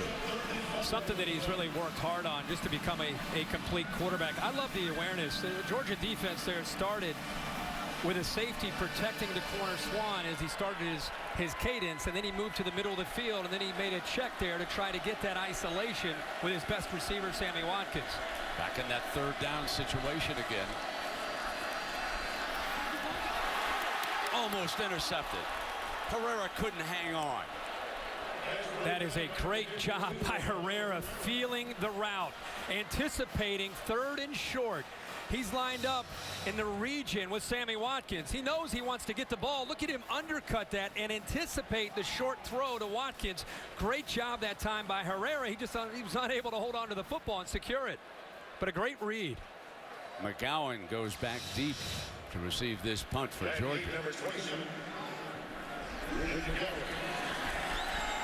Fair catch at the 19-yard line, and that's where Murray and the Dogs will have it, leading Clemson 21-14 on a muggy night in the Southeast. Well, there you see the Coach's Trophy presented by Dr. Pepper. It'll be awarded to the winner of the Vizio BCS National Championship on January 16th in Pasadena. Out at the Rose Bowl. The BCS era comes to an end, and next year, of course, the 4-team playoff for the national championship. So here we go. First down and 10. Georgia leading Clemson 21-14. Todd Gurley in that backfield. Aaron Murray wants to set the screen. Deflected. Incomplete. Beasley had a shot at it. Tried to catch it up in the air. They brought Quandon Christian, also 34, off the edge there. He actually gets in free and gets a hand up. And good awareness there by Beasley. You're right, Brent. I thought he may have been able to get that football. You could see him find it. He comes up with that ball somehow. He walks into the end zone for a big pick six. Keith Marshall checks in.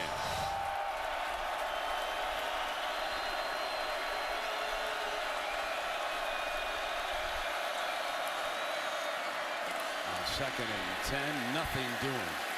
You know, ever since the 3 consecutive scoring drives, Herbie, Brent Venables' defense has played with a lot more passion on that last series and here. So Venables had to fire him up after he gave up 3 scores in a row. And I think one of the things he's doing is, look at his intensity. He was that way in Norman, and he's that way here in Clemson. He's attacking more. He's taking a few more chances with some of these linebackers and corners and putting a little bit more pressure on the offensive line of Georgia. Third down and long for Murray. They are 3 of 6 on third downs against the Clemson D.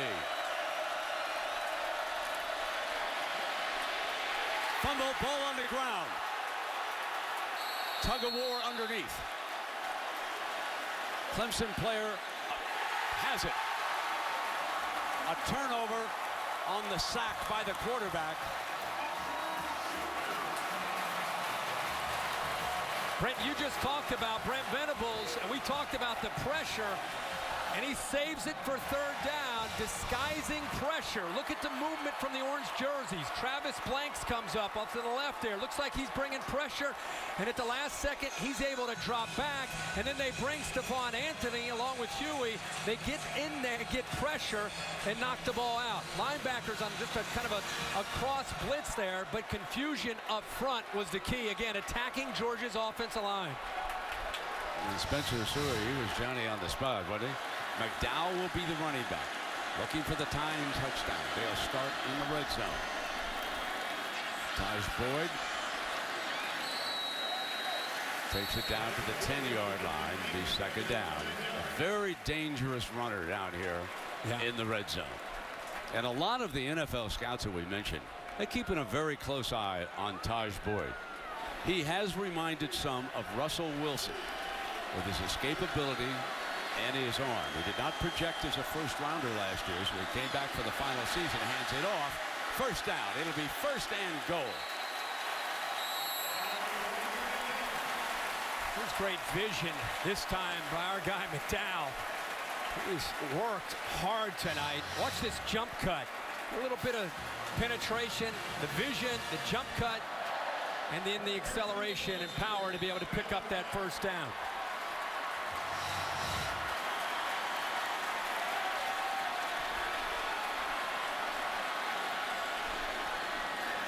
Taj looking for the seam. It'll be second down and goal. Wrestled down at the 2-yard line. And coming up, a reminder to stay tuned for the Capital One halftime report. Scores and highlights from around a busy opening Saturday of the college football season. And the opening weekend, let me hand out congratulations to the North Dakota State Bisons. They go into Manhattan, Kansas, and beat Kansas State. What a great job by that team. Second down and goal now. Taj keeping this one all the way, and Georgia is ready for him. And that's going to bring up a third and goal. That is a great job by Jordan Jenkins, who went down earlier with an injury. He's back out there, and he set the edge on that defense and pushed that left tackle back into the backfield.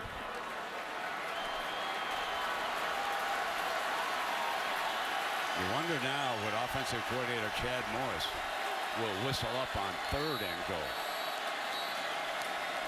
Mark Richt is out on the field. He wants a timeout. Well, tonight's Aflac trivia question. I'll give you a good chance at this one. We start a new season. Here it is. Come on, be nice. Okay, Aflac, be nice to Herbie. Here we go. So, what former Georgia player holds the school record for most passes thrown in one bowl game and most passes caught in another bowl game? Most passes thrown in one bowl game and most caught in a second. The answer now? Yes, because I don't want you getting texts. I'm not gonna get text. TCU. All right, we'll wait. Yeah, Herbie, we'll give you a little time. Give me just give me a second. I'll call the truck. I know I can eliminate David Green and Eric Sire. I mean, we work from there. We go from there. There's Mitchell heading back to the locker room. Oh boy, some Georgia fans are saying, "Come on, Herbie, you can get this one." I've got to get this one. I'm telling you, there's some Georgia fans right now in Atlanta saying, "Come on, Herbie, you got this one." Let me think here. So here we go now. 3rd down and goal. Oh my gosh. Yeah. And then I know you're going to get this one. I know it. Okay, 3rd down and goal now. I've been playing quarterback. Motion. Taj looking to throw. Daylight runs, bangs toward the end zone. And the touchdown. Battles his way in. Well, that slow developing.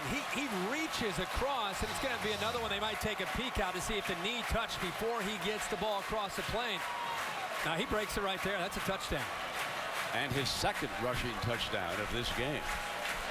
He also threw one to Watkins. His mobility down in that area, you have to be so concerned about all those receivers and the running of McDowell. And that was a slow developing play, and he just kind of weaved his way through, following some blocks, cut back, found that crease and into the end zone. So it was a turnover, remember, that set up the touchdown. And look how slow developing this is. I mean, almost like he's thinking about maybe throwing the ball to the tight end. Let's check in for an update, and here's Robert Flores.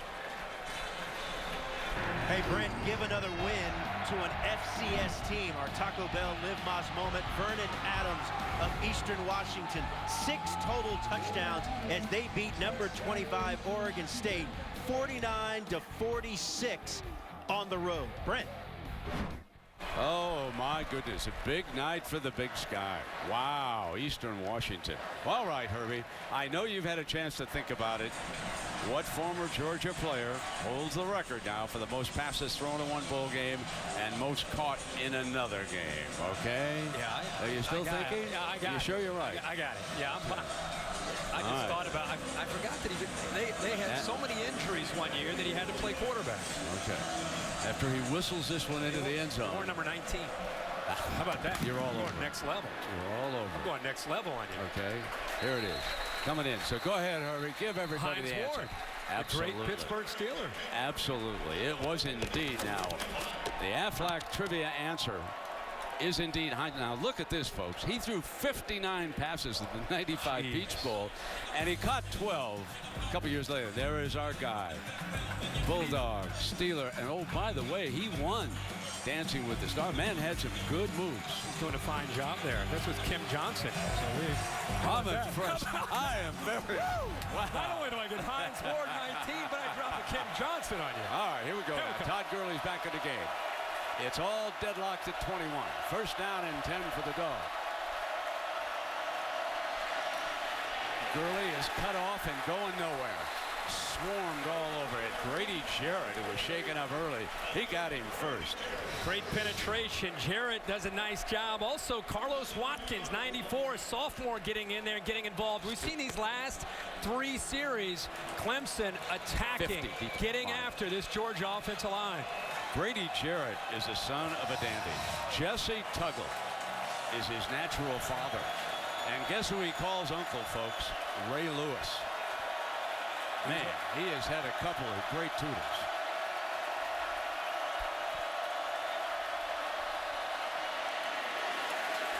And nothing doing again for Gurley. Well, Spencer Shuey is very, very active as well. 33. Came up with that fumble recovery. Terrific effort last year for this defense. Has instincts, and they got Murray again in a 3rd and long situation. They've been able to dial up pressure the last 2 3rd down and long situations. Also, coverage is tightened up on the outside. Marshall, a good receiver, has checked into the backfield. Murray looks the other way, and it's incomplete.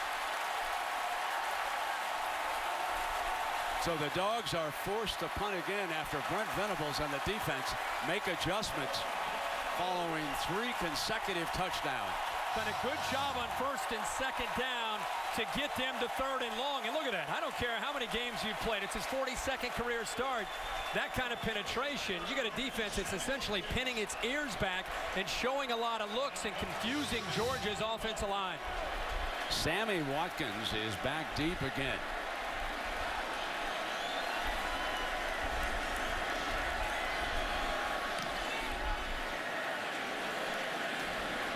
Forced to signal for, fumbles the fair catch signal.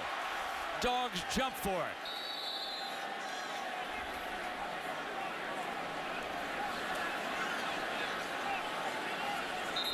Like Justin Scott. The Dogs say they've got it. We haven't got an official response yet. Receiver Scott Wesley is at the bottom of that pile for Georgia, 86. And yes, indeed, they do have it. Scott Wesley, who's been very active as a receiver here tonight, he comes up with the fumble, botched the fair catch. This is going to be one of those games where, who's going to make a mistake? Who's going to make a crucial mistake to give the other offense a short field? And as good as Clemson's played these last few series, this mistake by Watkins is a huge opportunity for Aaron Murray and the Bulldogs to try to recapture some momentum in this football game tied up right now. Final 2:21 of the opening half. Marshall into the Georgia backfield.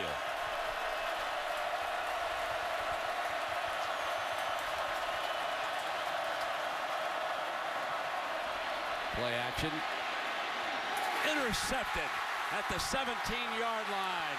Crawford. And Crawford running like a defensive back. I believe there's a penalty flag also on that far side. So Corey Crawford, the junior defensive lineman from Columbus, Georgia, drops into coverage and makes the interception. Murray did not read it. Following the interception and during the return, personal foul, blocking below the waist, number 27 of the intercepting team. 15-yard penalty for the spot of the foul. First down, Clemson. Brent, I think the reason Murray's confused is Stephon Anthony, the middle linebacker, has walked up right here and blitzing. Over here is Crawford, and he's going to drop back into coverage, and that's who Aaron Murray doesn't see. See him dropping back right here. He's sinking. Murray does not see him. He's thinking he's got his tight end clearing open. Throws it right into the hands of the defensive end. So zone pressure from Brent Venables on 1st and 10. Who would ever think a 270-pound defensive end would drop back into coverage? So there is the penalty flag as Gates was being cut down. And now play action, McDowell, and Taj Boyd dances away out to the 24-yard line. The votes are in, and the fans have deemed this the blimp-worthy game of the week. So aerial coverage provided by Goodyear tonight from Clemson, South Carolina, where there's superior performance. Goodyear is there. Goodyear more driven. Taj Boyd back in the pocket. Fires, and it is incomplete. And Bryant has been shut out here tonight, and it appeared as though he had a good shot at hanging on to that one. He's got to make that play. I mean, he is a young man that has as much physical ability as any receiver that they have. He's got to hold on to that football.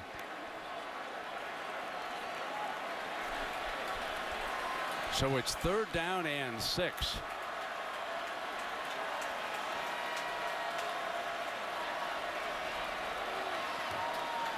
Dogs showed blitz and false start.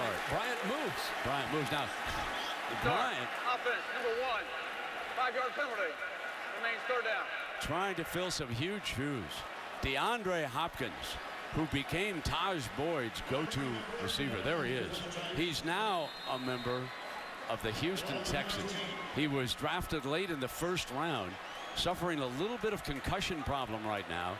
So that Monday night game at San Diego on ESPN, he remains a question mark. But against LSU, he caught 13 passes that night. And oh, how Taj wishes he could throw to Hopkins again here tonight. Forced to take off, and he is wrestled down short of the first down. Yeah, Mark Richt's going to use his second timeout. Get the ball back here with one timeout, trying to get some points on the board before they get to the half.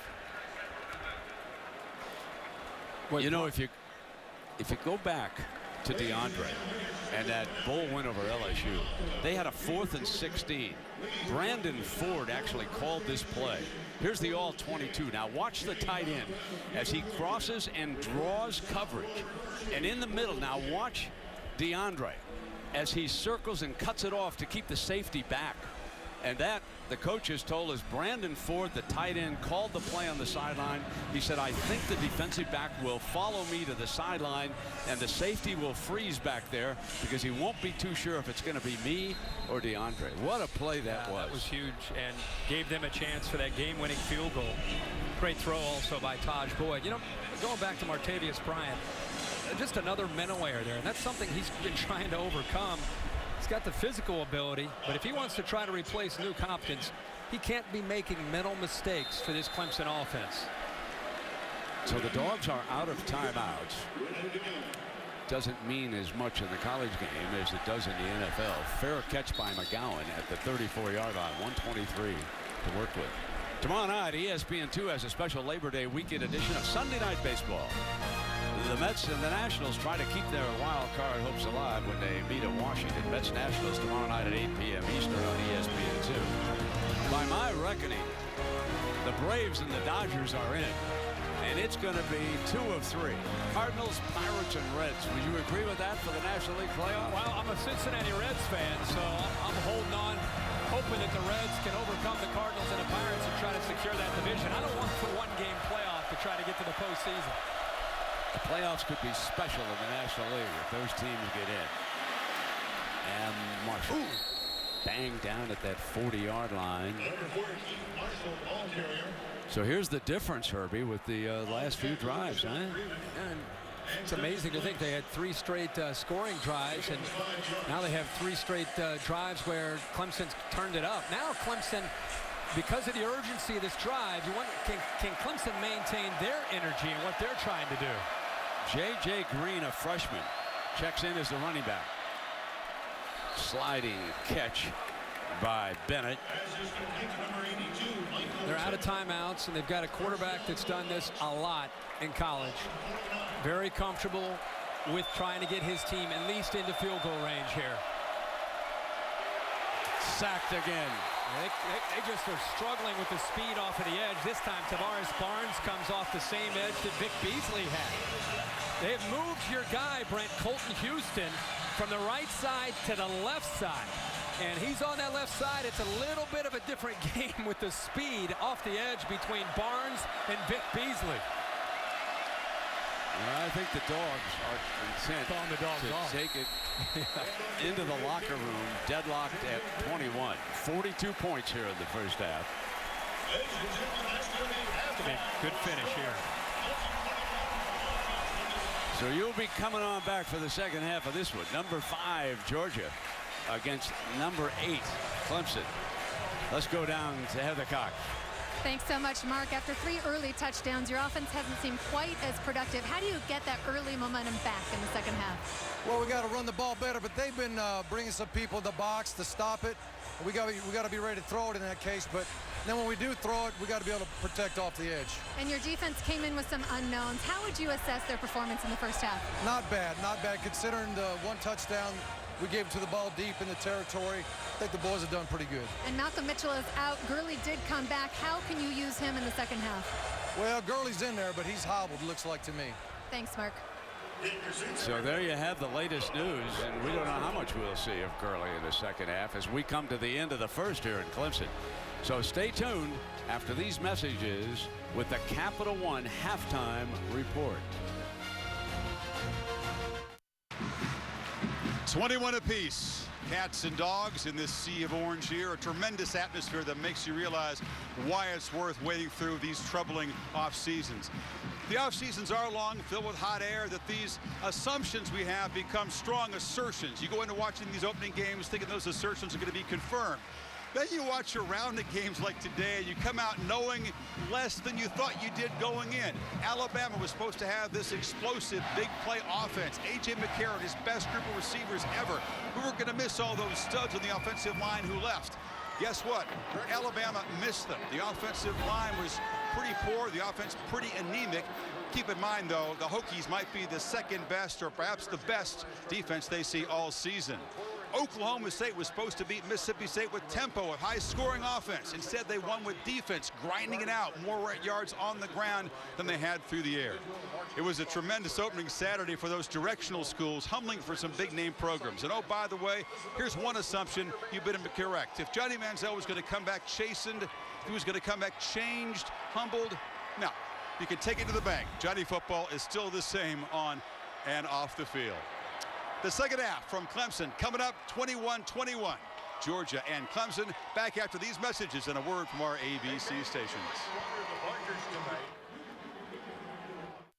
Welcome back to ESPN Saturday Night Football, presented by Windows.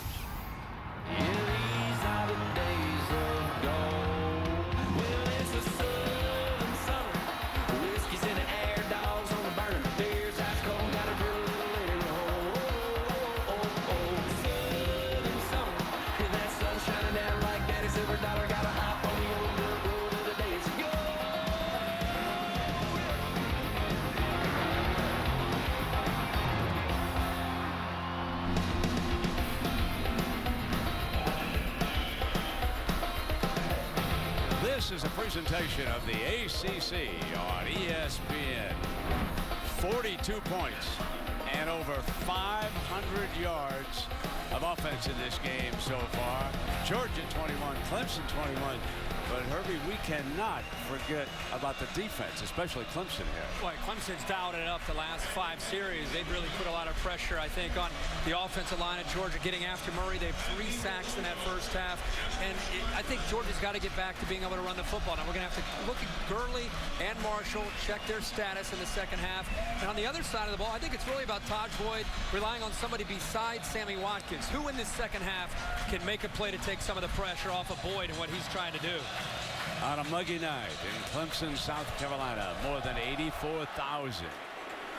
And Georgia will handle the ball. Remember, they lost Malcolm Mitchell early in this game. And now, a look at our Pacific Life game summary. Herbie, let's compare the 2 quarterbacks. Yeah, we came in anticipating big numbers, and we got on a little bit of a roll there where they had some possessions and some points. And gives you an idea of, look at -9, 3 sacks for Aaron Murray. He has not had a whole lot of help. And ever since both his backs got dinged, especially Gurley, they have not been able to do the same thing in establishing that run game, and it's put a lot on his shoulders. This game's a long way from being over. It kind of has the feel that which of these quarterbacks has the ball last could win it. Tajh Boyd had only 1 completion in the second quarter. First down and 10 now, and Keith Marshall is the Georgia running back. And you got to keep an eye on Hicks, that big fullback. Here's a play of game to start the half here for Murray. Wow. Play of game. Offense. Let's check in down below with Heather. Dabo Swinney agreed with what Kirk Herbstreit just said, that the key has been defense. They really settled down, especially those last 4 possessions, by putting a lot of pressure on the quarterback. What Coach Swinney wasn't happy with was offensive execution, especially the passing game. He said Tajh Boyd and our receivers just aren't in rhythm. That's certainly something we talked about at halftime. I like the passing game, but we're not we like the running game, but we're not sustaining our drives because of the passing game. All right, Heather, and Bennett was the target, but there was a penalty flag throwing back around the quarterback, and Grady was trying to close in. Yeah, they had to hold him to keep him away from Murray. He is just having his way, pushing this Georgia offensive line back. I think Georgia's offensive line right now, I think they're a bit rattled. Talk about quarterbacks being rattled. I think Georgia's offensive line, these last 5 series, the fight's been one on the other side of the ball. Those orange jerseys right now are just pushing Georgia back into Aaron Murray. So Gates is back at left tackle, but the youngster Houston is at right tackle. And they cannot open up that hole for Marshall. This is going to be a second down and long coming up. Imagine running the football. We're talking about pass protection, but here's the back. Where's the crease? Great gap integrity. You always hear Brent Venables talk about that. He's got a defense right now playing with a ton of confidence.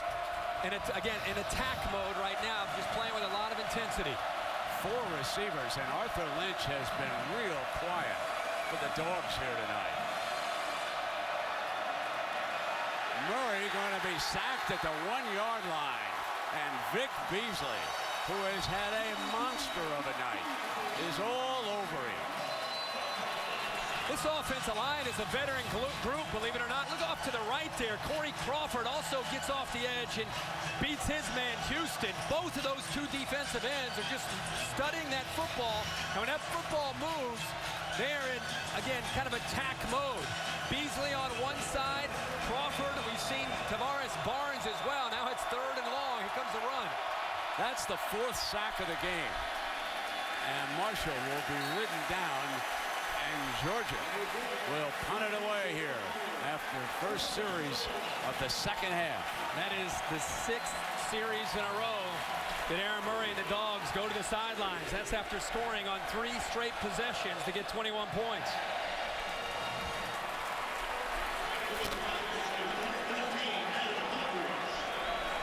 And Adam Humphries back to return this punt, Brent. He's a very sure-handed receiver. And remember, Watkins coughed one up on the fair catch. That was one of the Clemson turnovers. This should give them very good field position. He signals for the fair catch at the Clemson 44-yard line. And that's where Taj Boyd and the Tigers will put it in play.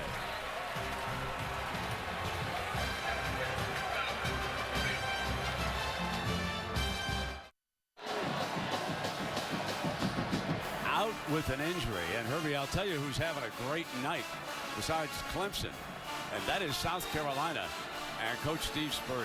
The Dogs are being beaten up in this neighborhood battle, and they've got to go home to Athens and regroup no matter what happens the rest of this way and take on South Carolina as the ball is incomplete, and Peak was the intended target that time. But there's South Carolina having played North Carolina and beaten them on Thursday night. Jadeveon Clowney has got to be sitting in his room with his feet up saying, yeah, a couple extra days of rest. Or he should be out on the treadmill or out on to run some gassers, try to get into shape, get ready for that game. I ain't buying that. I ain't buying it. I ain't buying it. 2nd down and 10. There's the swing. Got daylight.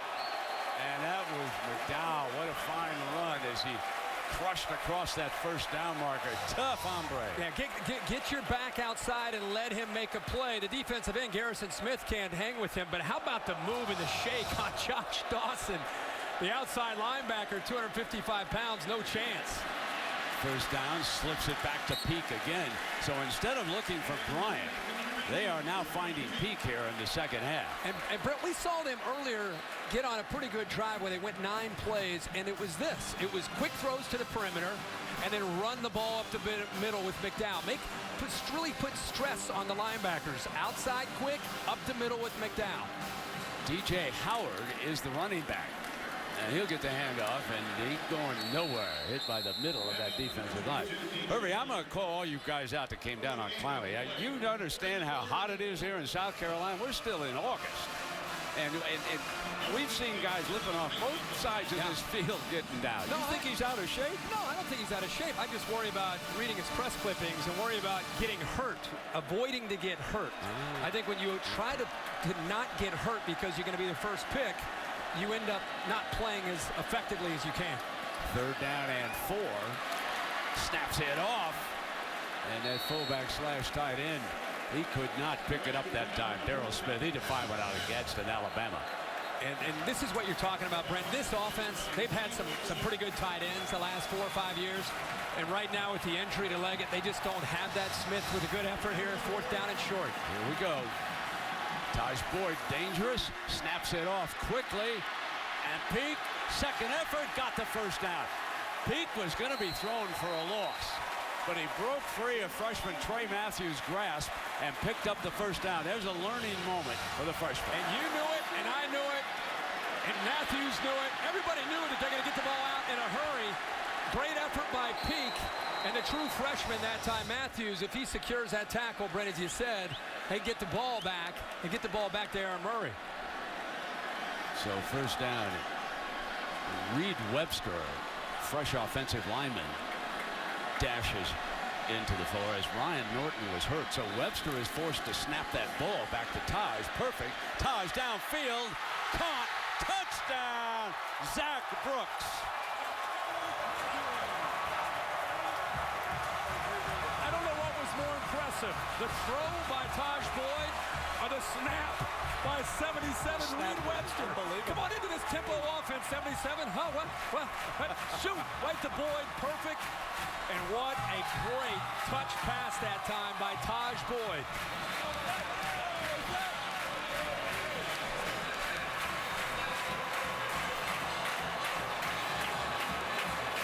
He just, little wheel route where they slipped him right out of the backfield. Going to take a second look at it. Upstairs, of course. Herbie, you take one out. Yeah, well, here's Brooks, and he's just going to slip down out of the backfield and gets matched up with Connor Norman, number 11, who cannot stay with him in his speed. And that ball is perfectly thrown right over the shoulder to the running back, Brooks. You know, he's known as a power back. Ooh, it's close now. It is close. It'll be very close. We'll leave this one up to instant replay. ACC crew. He might have been down, but we'll see. I don't know. Tough to know Has where to be the football. indisputable when the ball's Tough to coming know at where the you. football was It's kind of when tough. that knee touched. But I'm impressed as a power back.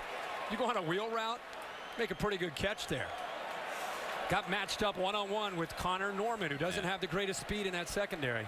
But again, we saw a call like this in the first half, and the worst things could happen at Clemson is first and goal from right around the 1 yard line. That's the very worst that could happen in this situation. Happened earlier to Georgia. With the angles that we've seen, it's hard to imagine that they turn that one over.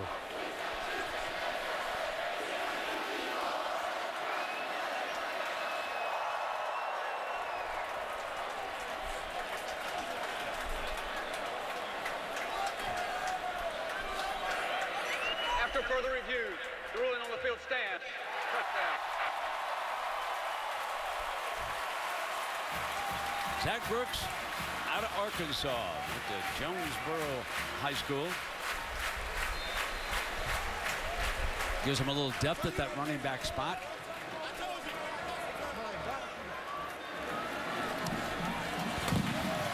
Catanzaro tacks on the extra point, and the Tigers lead it again. And we said, who might take the pressure off of Sammy Watkins? We saw him get the ball to the outside to Peak a couple times. And here they slide Zach Brooks out of the backfield on a wheel route. Perfectly thrown ball there by Taj Boyd for the touchdown. Saturday Night Football on ABC, presented by Windows. Brought to you by Dick's Sporting Goods. Every season starts at Dick's. Buick. Visit your local Buick dealer to see why thousands of people are switching back to Buick. And Chick-fil-A. We didn't invent the chicken, just the chicken sandwich. There is the greatest mascot in college football. Okay. Started back in 1956, sunny side of Savannah, Georgia. Brought an English Bulldog to the first home game of the season. Oh, come on, August. This was, hey. He's got his own fan. Look at that fan. He's got the fan. He's got the ice bag. He'll come out. If he comes outside, he gets on the ice bag. You can't beat it. Out of the end zone. And how about this Clemson defense all of a sudden? They have all of a sudden dialed up the pressure. We've said it for the last 6 series. They're winning the battle up front. They're getting a lot of pressure. There's Anthony on the blitz, but really it's about what they're doing on the edge with Crawford on one side and Beasley on the other. This time they just rushed 4. You'd think with a veteran line you're okay. Good coverage downfield, and again, that pocket closes in on Aaron Murray. 6 straight series. That came after 3 consecutive scoring drives, you can see. Unbelievable. Remember, Georgia's been down, and every time they've been down, they've answered to tie the game up. Marshall flares, and there's his first reception. And the big fella motors for about 8 yards. Anthony, who's been very active, over with the stop. But I think you could see, even though he's a little bit gimpy, he has great hands. Yeah, nice catch. I think you and I are seeing the same thing. Justin Scott Wesley, 86, is really growing up tonight as a wide receiver, the sophomore. And with the injury to Mitchell, he's going to have to. He's had a big night so far. They'll feed him and nothing doing. This will be 3rd and short, and that was Suey, number 33, who stepped in there first, the linebacker.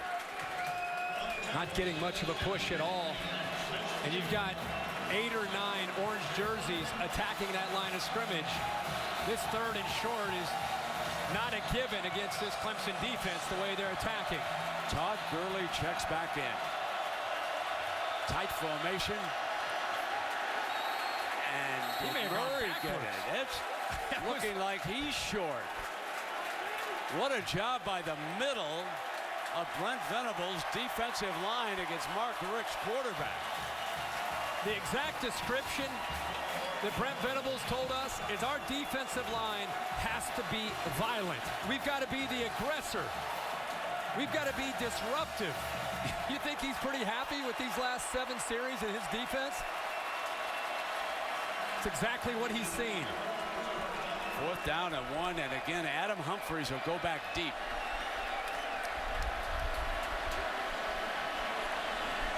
They want the sure hands back there. And it's a fake for the first down. Remember, they ran a huge fake punt against Alabama in the SEC championship when they threw a pass. Arthur Lynch, the tight end, completed. This time, they run for the first down on the fake punt. How about that? Gutsy call from Mark Richt, and maybe something that could spark Georgia. That's the Bobby Bowden coming out in him right there. Gutsy call in his own territory. Richt was right here on that Florida State staff when Bobby Bowden whistled up that great fake punt. And Florida State went on to beat a real good Clemson team. So Colin Barber runs for the first down. Gurley's back in, and let's see if this sparks the dog. Snaps off a completion, and there's Bennett, Michael Bennett. A go-to guy, real sure-handed receiver. And I think this is the answer to the pressure. See the linebacker coming? When you bring that linebacker, you better get in there in a hurry. Good job by Mike Bobo getting Murray back. Get the ball out of his hands fast against that pressure, and they attack right where the linebacker was on the quick slant there by Bennett. The Dogs at midfield. Play action, Murray. Throwing, and there's the big fullback Hicks. Look out, he's a load. Ripped the ball free, and a dog jumped on it. That ball was coming free as the fullback was being tackled, and it was taken 2 to wrestle him down, and Conley hopped on the ball. Quick slant, and now they come out with misdirection, and they get the ball out to Hicks, and he's known as a blocker, but we've seen him run the football. He also can catch the ball. Nice job. The ball comes out, but Georgia gets on top of it. So it is a first down inside the 15 for Georgia, trailing it by 7.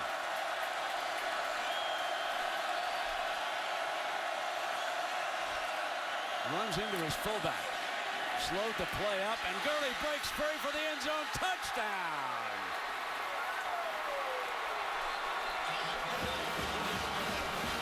Aaron Murray bumps into Hicks. It wasn't the best execution, but Gurley shows some determination here. He also runs into Hicks. Hicks hits the quarterback. He doesn't care who he hits. The opposing team, the quarterback, he hits Todd Gurley. He still can't stop Gurley from finding a way to sneak through that Clemson defense. So that fake punt sets up that scoring opportunity. And Hicks kept on going, Herbie, and cleared Christian out of the play that time.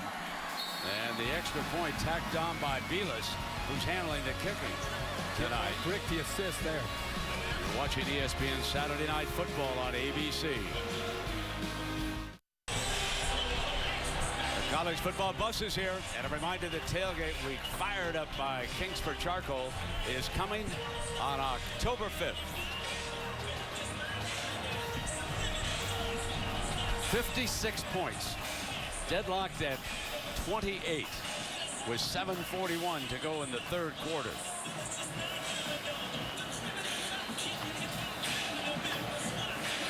So the Georgia football team had a very impressive guest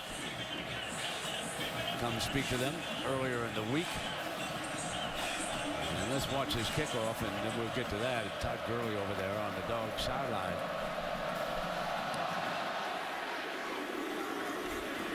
Strong leg. There were only 2 races left until the chase for the Cup. Jimmy Johnson looks to maintain his lead on the field as NASCAR's best roll into the Atlanta Motor Speedway. Don't miss the NASCAR Sprint Cup Series in Atlanta tomorrow night, 7 Eastern on ESPN. And indeed, it was one of the all-time greats. Jeff Gordon dropped on by. There he is with the quarterback. Spoke to the team about determination and dedication. One of the great NASCAR drivers of all time. So he visited the team earlier in the week. McDowell is in as the Clemson running back here behind Taj Boyd. Here's Watkins on that jet sweep. Looking for daylight. Swan couldn't wrestle him down, and he picks up the first down. They haven't used it a lot, but just enough with that jet sweep. You've got to respect Sammy Watkins coming in motion, and kind of a quick little shovel pass there, touch pass there to Watkins with that speed. And here they come now on tempo. They put it into Watkins' hands again. Remember now that Chad Morris wanted 90-some plays, and he's had only 45 here in the third quarter. The Dogs have been able to keep control of the ball for 22 minutes and 36 seconds compared to Clemson's 14:57. Snapping it off quickly to Humphreys. The sure-handed one's got another first down. Getting that ball outside in a hurry. And it's worth revisiting for people that are just tuning in. This Georgia defense is trying to play out here. There are 3 true freshmen, a linebacker and 2 defensive backs on this field trying to match up with this tempo and this execution of Taj Boyd and the Clemson defense. Holding up for the most part okay. So reset the clock is what they're doing right now. Looks like Herrera's down. And so that's might be cramping over there. This is the kind of night when guys are going to cramp on the field. With this intense humidity down here. He's over there on that far side. You know, when you talk about the Georgia defense too deep, Herbie mentioned to it, and there you see the 8 freshmen. Just unbelievable. 7 of them are true freshmen. And on the other side, against this complex offense that Chad Morris whistles up, it's kind of interesting. We'll come back and talk about the terminology that Chad uses it. So let's take a break here. We're deadlocked at 28, and Herrera still being tended to.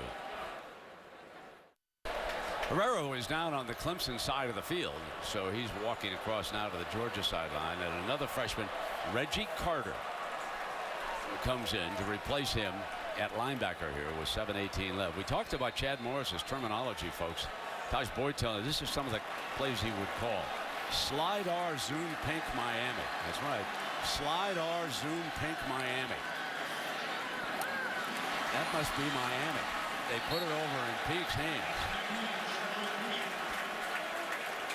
And still another freshman. Floyd gets him out, and there is Chad. And Chad has brought to this offense the last couple of years what they call answers. They tag almost every play. And McDowell, with a great cut off that right foot that we told you about in the first half, has picked up the first down at the 20-yard line. Nice job. We saw him use that jump cut earlier. He follows his block there, and that was the move right there. That was 2 true freshmen that just got welcomed to college football. Leonard Floyd came up there, and Trey Matthews. They said nobody ran like this in high school. See what kind of tempo Chad whistles up here as they come in. Another little short of the red zone as McDowell was stopped on that play. The tags that he has brought to this offense allows Taj Boyd on every single play that's called, it's built in. So if he sees something in coverage, he can either go with the play that Chad Morris has called, or he can abort that and get the ball out on the perimeter the way we've seen him throw the ball out to these wide receivers. Taj's going to take off. It's open. But he spotted a receiver, and it was Watkins for the first down and out of bounds. There was plenty of daylight for Taj, but then he saw his teammate always keeping his eyes up. Look at this. And I love that Sammy Watkins uses his hands as well as he does. You're right, he could have run, but he saw his man there, eyes up, found the target. But great hands there, soft hands by Sammy Watkins. And this time the down was ridden down. If you're wondering where Chad Morris got this offense, it's from Gus Malzahn, who now is the head coach at Auburn. That's right, Morris was under fire at Stephenville, Texas after they came up 6-4 in their second year. He had to have an answer, and he persisted. Took his staff over to Malzahn, over to Arkansas, where he was a high school coach, brought it on back, and the rest is history. He became a Texas legend. Handed off to McDowell, twisting and spinning down to the 7-yard line. This offense is now spread, excuse the pun, across the country. And what it's built on is wearing teams down. They love to tempo you to eventually wear a defensive line down and get teams into the fourth quarter and have their hands on their hips and hope that fatigue gives them an advantage.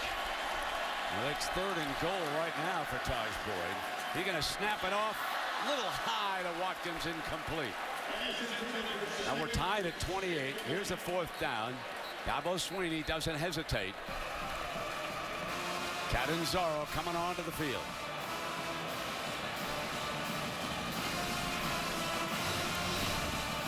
We saw him make a pretty good catch earlier where he had to adjust to the football.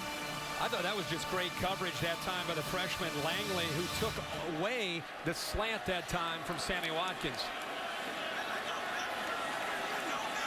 One of the best in the country. Putting down about a 24-yarder. And he gives Clemson a 3-point lead. Let's check in with Robert Flores for an update. Robert?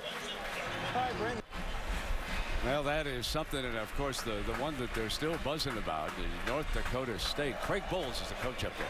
He's won the last 2 FCS championships, okay? And I believe he has beaten FBS teams 4 or 5 straight times now, Herbie.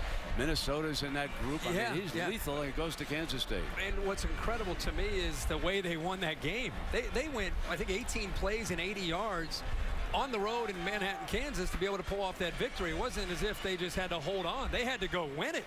And they did with an 18-play drive. I think Johnny today played with almost too much emotion. Talking a little bit of trash. He got benched there by Kevin Sumlin. Eastern Washington over number 25 Oregon State. That might be that might be the biggest upset of the weekend. Boy, you're harsh. Clowney and my man Johnny. I love Johnny. Johnny Halftime. He's talking too much trash. He's giving the signs. He's good theater. Oh, it's great theater. We love that. Fielded back and taking the knee is Scott Wesley back there in the end zone. Remember the fake punt from Georgia? They've gone out 6 straight series, and they caught at the right time there with Barber. And all of a sudden, it got Aaron Murray into some rhythm. He found a nice throw to Bennett. He found a big fullback Hicks, and then Gurley with tremendous effort. And the emotion there from Gurley and the Georgia offense. We'll see if that continues into this drive now that, again, they find themselves in that familiar role. Down this time only by 3. They've been down by 7 tonight 3 times and answered the call. You can see that Gurley is the running back behind Hicks.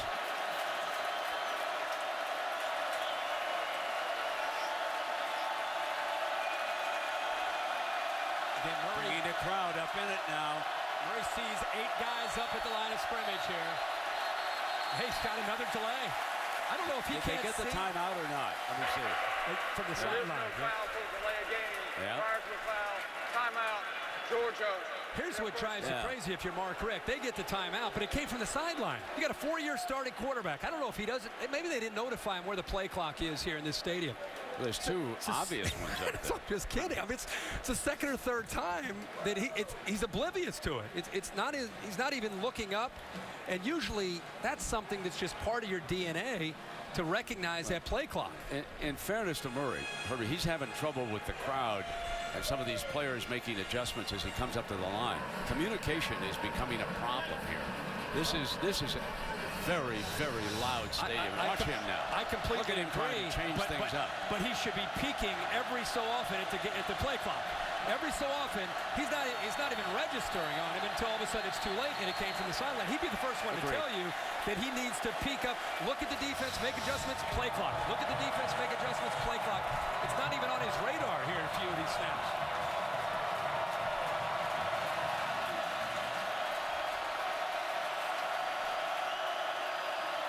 Soft corner underneath. And it's a running game with Gurley. Gurley breaks to daylight. And the Clemson player is going to have to come out for a play. That's Robert Smith. His helmet came off during the play. He's out of play. This is an offense that couldn't do anything right for 6 straight series, and all of a sudden a fake punt, and all of a sudden they're finding some creases. All of a sudden they've got a little bit of mojo going. It's the first time that Gurley or Marshall here these last 2 series. Down after a couple of yards that time. Their second down now coming up. And as much as we've talked about Georgia's offensive line and how they struggled where Clemson was taking the fight to them, got to give them some credit too. I mean, the fake punt, and all of a sudden they started to dig in a little bit deeper and push Clemson around. And so far on this drive, they've done the same thing. Second down and 8. Gurley short of the first down, but it is 3rd and very manageable. Again, at least they're getting a push. At least there's a little bit of room there.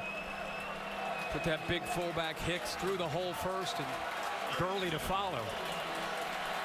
It's just nice to see Todd Gurley back out in the field after leaving the field in the first half and having to go back to the locker room. Now Marshall replaces him for this 3rd down.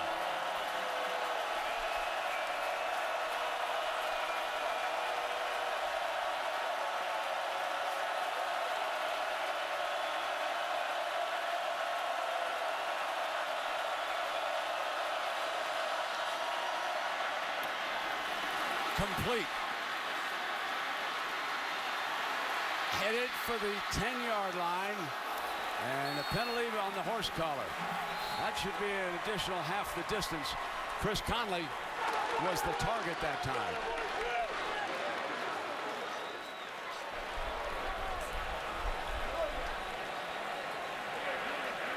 Personal foul. Horse collar tackle. Defense. Half the distance to goal. First down. Brent, 3rd down and short, and I never understand this, and we see it a lot in college. We see it a lot in college football. The big cushion. The big cushion. It makes it so easy for Murray and Conley to execute. It's just pitch and catch. Put the ball out there, and then Conley does a good job with the football in his hands. But the throw, by the time he caught that football, it's a first down for Georgia. Marshall is the running back on this 1st and goal. And now it's 2nd and goal from the 3-yard line.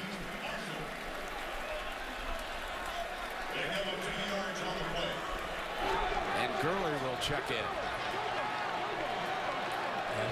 Mark Rick's got to like the combination of Hicks and Gurley down in this area. Hicks provides a big push to help that offensive line out. Might want to diagram a play with Gurley blocking for Hicks. No doubt. Also have Merritt Hall, the backup fullback, in there as kind of an H-back. What a battering ram number 48 is. He's going to take you to the action, I would think, on 2nd and goal, and he does just that. Now it is 3rd and goal. I think I would have slipped it to number 48, Herbie. Oh, yeah. Kid is proven. I think that quick handoff, you know. dive play right up the middle. You used to run that play with a Buckeye. Oh, yeah. Fullback. Get it to him. No doubt about it.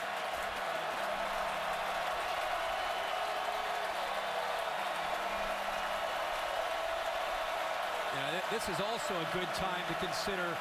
You fake it to Gurley, and they have such good tight ends in this area. Challenge the discipline of the Clemson defense. Yeah, they are dandies. Rome and Lynch. There's the fullback. My call didn't work. Time for Herbie's.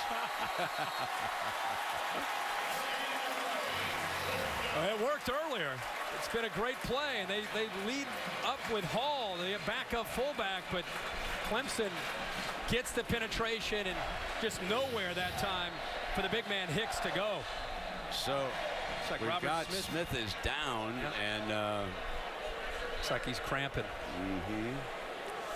So Patrick Belis, who has replaced Marshall Morgan, who obviously was suspended for this game by Mark Richt, and Belis, who's been perfect on his 4 extra points, will attempt the tying field goal, unless, of course, the Dogs decide they're going to fake it. Remember, we've already had a fake punt by Georgia in this game. Well, they're taking him straight to the locker room. Be an IV. It's interesting. Georgia was down 7 a few times, and they had a chance to go down and tie, and they did. And then they get down 3. Now again, a chance to tie this game up. So this should be about a 15-yarder for Belis. High snap, bobbled, they won't get it.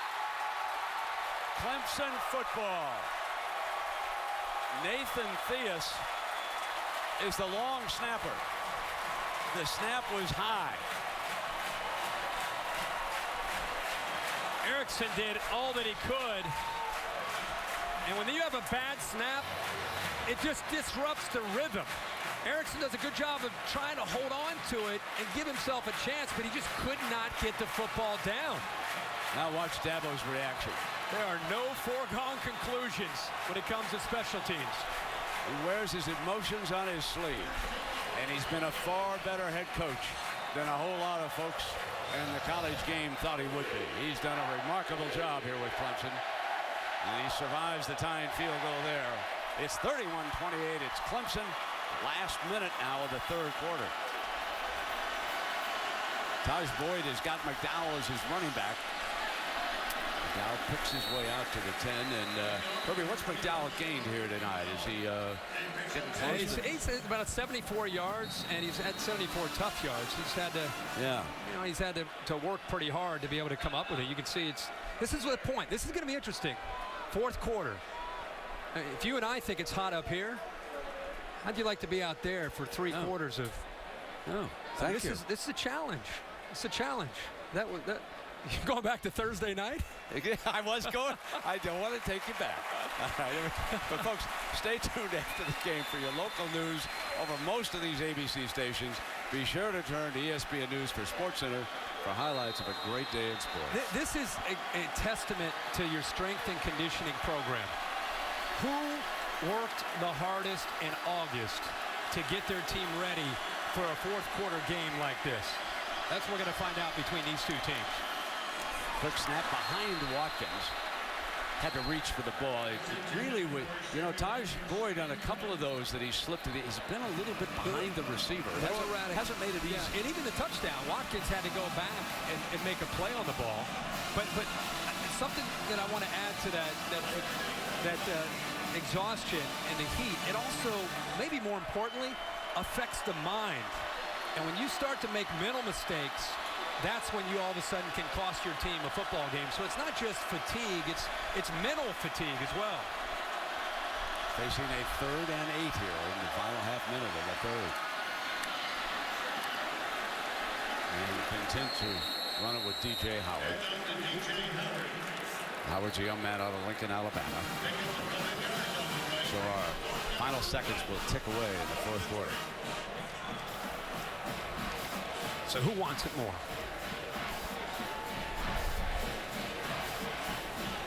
We're about to find out. That's right. And we'll be back after this message and a word from your local ABC station. Great game in Clemson.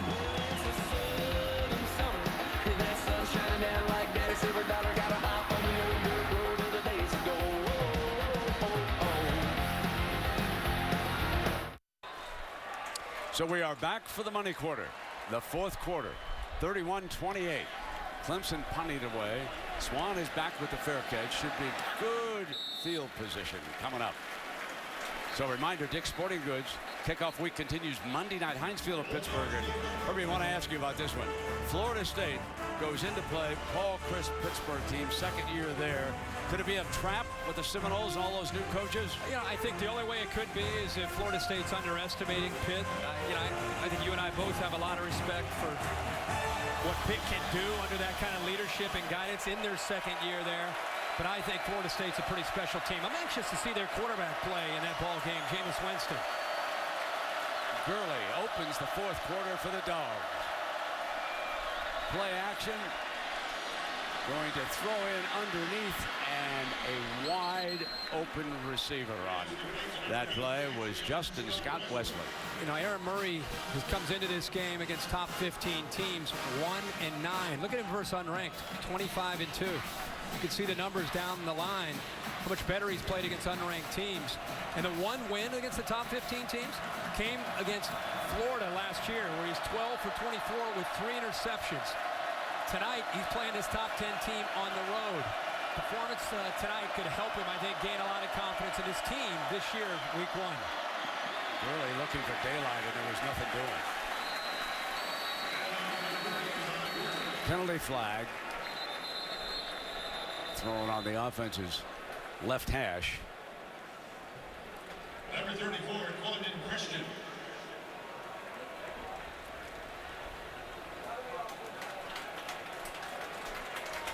Going to back the offense up. That flag came about 20 or 30 yards away from where the football was. Personal foul. Line below the waist. Number 86, offense. 15-yard penalty. First down. And Scott Wesley, and that's a new emphasis and on that block this year. He's the slot receiver. And, you know, we bragged about him and everything he's done up at the top of your screen, right on the hash mark, way away from the football. We talked this the other day with an official about the chop block, and as you said, being emphasized more, trying to avoid those injuries. So it gives Georgia a 1st and 25. Gurley steps away, and Clemson keeps on coming. He's down at the 45-yard line. Well, they got the penetration the way they were earlier. That time they just could not wrap up Todd Gurley. I think Todd Gurley's starting to get into a little bit of a rhythm after the injury early. When he did come back, he didn't quite seem to be running with the same juice. Now we're seeing him, I think, after the touchdown. I think he's starting to feel a lot better. Murray looking downfield in the middle, and Jay Rome is the target. Back almost to the original line of scrimmage. Travis Blank's making the play here. Keep an eye on 88 Lynch. He occupies the linebackers. Well-designed play. The tight end lined up in the backfield. This does a little outcut. The Shuey 33 falls with it in a huge void there, and a good ball out down by Aaron Murray. Oh, yeah, let me correct myself. That was Michael Bennett who curled in there on that play. 3rd down, so that was my mistake. Murray checks over to the sideline. Notice Clemson has walked their corners up a lot closer to the wide receivers of Georgia. And back off. Fires, and short of the 1st down. Well short of it. They go back to Bennett again, and Suey makes the stop for the Tigers. And Georgia fans at home might be saying, hey, let's go for it, but this is all about field position at this point in the game. Plenty of football. Obviously play field position and try to pin Taj Boyd down deep. He would not fake a punt the second time in the same game. No. Would he? Humphries I'm thinking that Clemson's special team might have been reminded. Yeah. As you look down Clemson at their actually alignment. uses a timeout here. Clemson, their first charge timeout of the half. 30-second timeout. I think you have to be in punt safe, timeout on the field. which is almost like you're not even thinking of a return. They're punting from the 40-yard line. You're in punt safe just in case they fake it. They weren't ready. They had to call the timeout.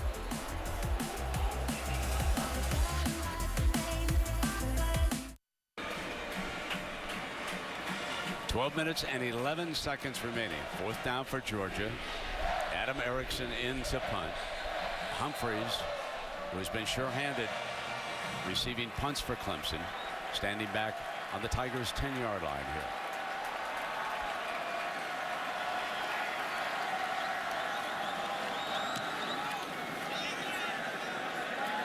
Humphries lets it go. It takes a Tiger bounce out to about the 14-yard line. We take a look at our Pacific Life game summary, and Todd Gurley exploded for 2 touchdowns in this game. Yeah, he had a long run and then just a great effort here on his 2nd touchdown coming back from an injury. You know, Taj Boyd, not a huge night tonight, but he does have 4 total touchdowns and a perfectly thrown ball here to Zach Brooks on a wheel route. And it looks like Georgia may have a chance to tie this game up as we get ready for the 4th quarter. And a bad snap keeps Clemson with that 31-28 lead.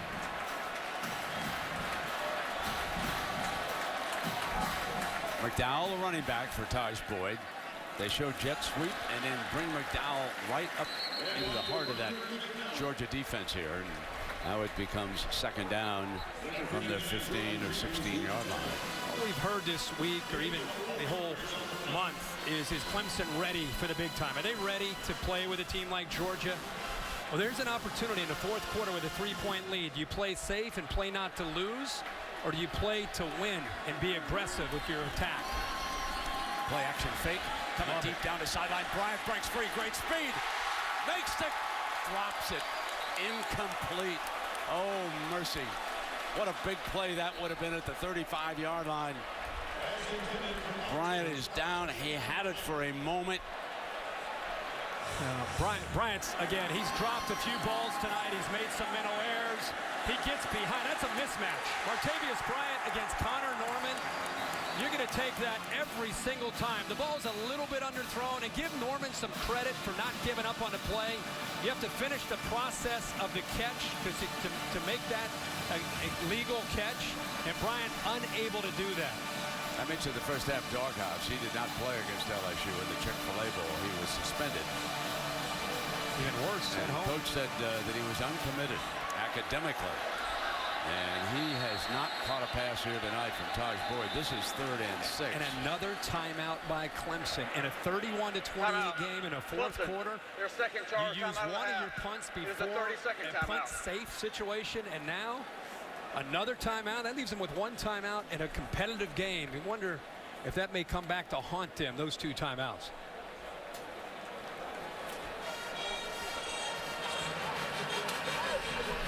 Just saying, you know, are they going to attack? Are they going to sit back? They go right down the sideline to Bryant and had the matchup. We were talking about Dabo as we see Brent Venables over there talking to his defense. He knows got to fire him up. If they don't make this, it's up to his guys.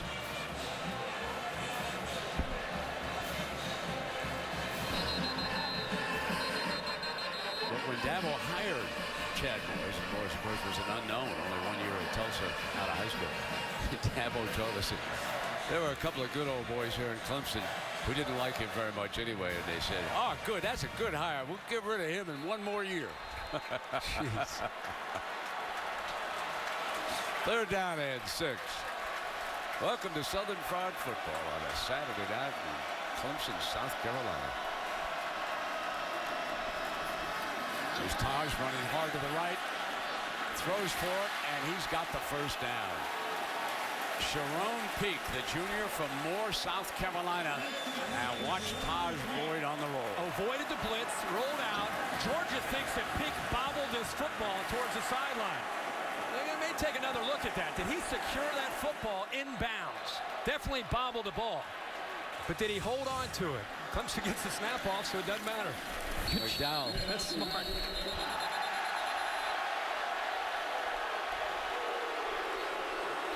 Now the crowd is booing. Did they get it stopped? No, they were before the snap.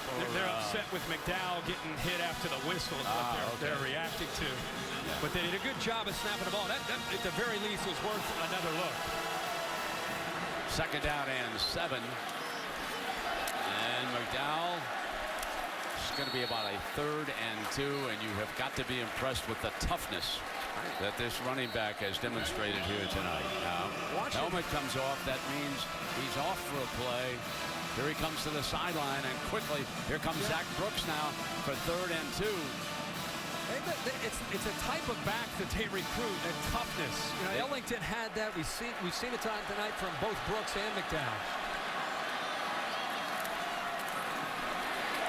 1st down, Brooks comes in for the play after McDowell loses his helmet. Bang, straight ahead. Ryan Shatley, Norton, Beasley up front. And he has the reputation on this roster with Ellington now on to the NFL of being that tough back, that physical back. So on 3rd and short, he's that guy you want in the backfield. 10 now 11. Taj Boyd hit, escapes, dashes over, breaks another tackle. You've got to love Taj Boyd's toughness. If you're an NFL scout, if you're one of the 22, you got to like this run right here. And this doesn't show up in the stats, but instead of being right there, he's sacked. Instead of being 2nd and 19 or 2nd and 20, I mean, he should be taken down right here, and instead he fights through that, gets away from Deloach, and gets back to the line of scrimmage for a 2nd and 10. Zach Brooks and McDowell are on the field for this play. They have used both of them a couple of times here tonight. They got them both in right now. Late handoff to Brooks. Great play. That was a terrific formation with both McDowell and Brooks. And Brooks bangs for the first down. They move the chains. And it was the first time we've seen them call this play. Injured player is Ramik Wilson. And that brings a boo from the crowd. Remember, Chad was going up tempo this time, and with the injured player, that slows the game down right now. Seen him doing that a little bit. Here's this draw. It's a both backs. They have not shown that very often tonight, but that delayed handoff, that draw, these linebackers haven't seen that. So they start to clear out. They see the action from Boyd thinking about a pass. It opened up a great running lane. McDowell gave a little bit of an effort on a block, and it's a heck of a run there by Zach Brooks. Both teams huddle up as a result. Talking about Taj Boyd, you may wonder, where did he get the name Taj? Is that his real name? Yes, it is his real name. His mother named him for a rhythm and blues singer by the name of Taj Abdul Samad. That's right, he was named Taj at birth. And he could repeat as the ACC Player of the Year, and he would be the first to do that since Charlie Ward at Florida State back in '92 and '93. Brent, I should mention that with Wilson walking off, I'm not speculating that he is faking an injury, but I will tell you that I've talked to a number of head coaches and defensive coordinators that are so tired of the up-tempo offenses that part of their plan is to fake injuries. They actually work on it in practice. They fake injuries, and right now there isn't a rule to prevent them from faking injuries. I'm not saying that they're doing that here, but that is something that defensive coaches are putting into their package to slow down tempo offense. Brooks goes in motion, and McDowell spins away, and he's headed for a first and more. And he's down across the 10-yard line. So, ladies and gentlemen, we came in here raving about Todd Gurley and Keith Marshall of Georgia. But how about Roderick McDowell and Zach Brooks of Clemson? What a night. I think you and I both had a suspicion that you might see a pretty good night from McDowell. I think this guy's been waiting and paying his dues for an opportunity. That's a heck of a spin move. And he's got that combination, low center of gravity, great balance and quickness. Now Zach Brooks, his turn. It'll be second down and goal coming up for Clemson. McDowell now over 100 yards, 19 carries, and they have done a good job of mixing in Brooks. And in a night like this with this humidity, even though they've only run 66 plays, which for them isn't very much, you need both backs to be able to stay fresh, especially in this fourth quarter.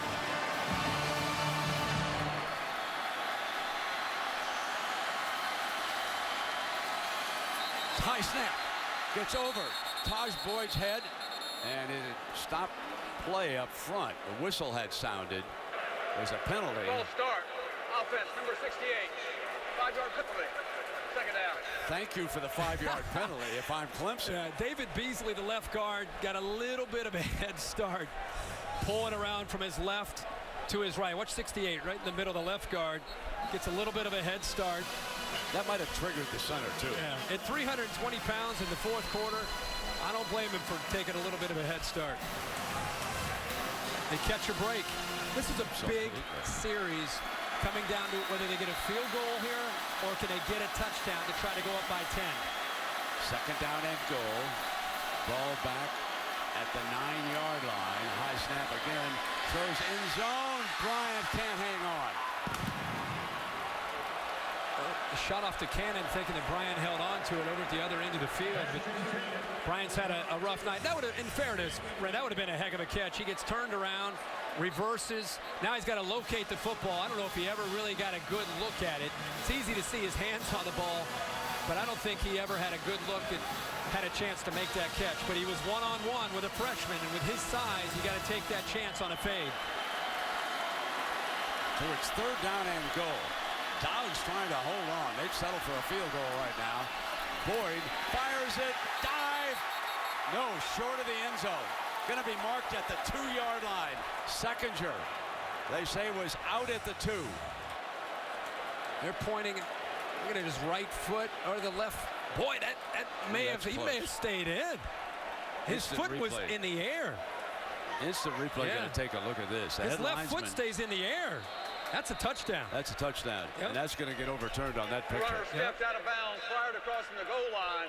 The play is under further review. This one's going to get overturned, folks, on that last angle we saw behind it.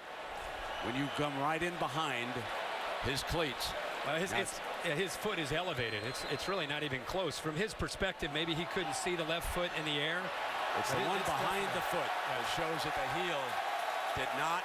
There we go. Here we go. Right there. Right there. It's in the air. Crowd saw the replay. And what you appreciate here at Death Valley is they show the controversial view to let the crowd know that it's a touchdown. What I appreciate the fans down here. Oh, yeah, we ain't getting out of here alive unless this is a touchdown. Yeah, I mean, you know you're in Death Valley when you can high-five the crowd. I know some of those fans down. They were here in the 80s. Exactly. After further review, the runner did not step out of bounds. It is a touchdown. And with 7:40 to go in this game, that drive of 12 plays, 87 yards, and a touchdown will be, if they hold on, that drive will be remembered for a long time. I'm a Taj Boyd guy. Me too. Okay? Me too. DeAndre Hopkins gone. Ellington gone. Under fire here tonight, and he finds a way to get into the end. There's DeAndre right there, and he's trying to help Bryant right now. Get his head right. Wants to get his head right. He's in a tank. He's trying to get him back up. 10-point advantage. Still a lot of football to be played, but that was a big drive and the right call made upstairs in the replay booth. Is anybody out there still a doubter about Clemson? Saturday Night Football on ABC, presented by Windows. Brought to you by Windows, the 2013 Ford F-150 with EcoBoost, and Verizon. Never be without football with the NFL Mobile from Verizon. Well, the votes are in and fans have deemed this the blimp-worthy game of the week. Aerial coverage provided by Goodyear, where there is superior performance. Goodyear is there. Goodyear, more driven. And we hope you've enjoyed this one, folks. It's been a dandy. 7:40 to go, and Georgia needs 2 scores. You got a quarterback making his 42nd career start. He's got to get his team down in a hurry. And you can see he's played better in the second half. This offense has played better. Go back to that botched missed field goal and how big of an impact that is having on this football game. They not only need to score, Brent, with 7:40 to go, they need to get down and they need to get points on the board relatively quickly.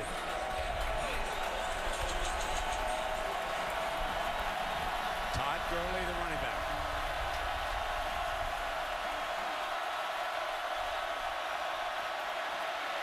Cuts back. Got a first down. And the safety finally slowed him down at the 49-yard line. That was Robert Smith, who may have made a touchdown-saving stop there. Brett, that same play was a touchdown earlier in the game for Gurley. That student body right. That time they go student body left and get him on the edge in a hurry. Came back with him. What an outstanding running back. Mike, oh, yeah. Wow. Oh, yeah. Mike Bobo kind of sticking to his guns, still just kind of doing what we do, being patient there. And he's right. There's no reason to panic at this point. I mean, they picked up some big yards here with 2 runs. I mean, you're taking a look at Todd Gurley tonight. He's a little bit dinged up. He's got a thigh injury.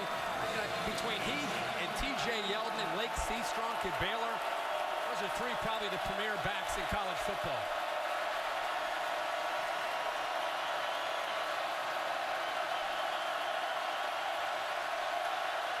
Colton Houston is now at right tackle. Gurley, another first down, just pounding away, and there is a penalty flag. This could be holding. Thrown back at midfield. It was holding. David Andrews, the center, 61, looked like he got caught. Holding. Offense number 61. 10-yard penalty. Second down. It's been a battle in the trenches, and Clemson has rotated a lot of different people. Andrews is trying to hold up there the best he can against, again, Grady Jarrett.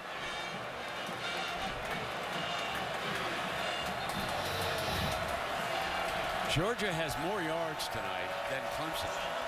They have 481 to Clemson's 452. But they're short by 10 on the scoreboard. Second down and 15. He's got one-on-one. Incomplete. Chris Conley came back. Peters had coverage. Conley looking for the flag. Nothing doing. Great coverage that time by Gary Peters. Comes into this game with 5 starts a year ago.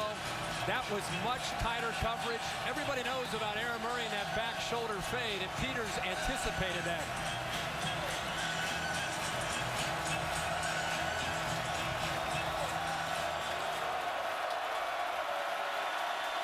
There's some crowd right now.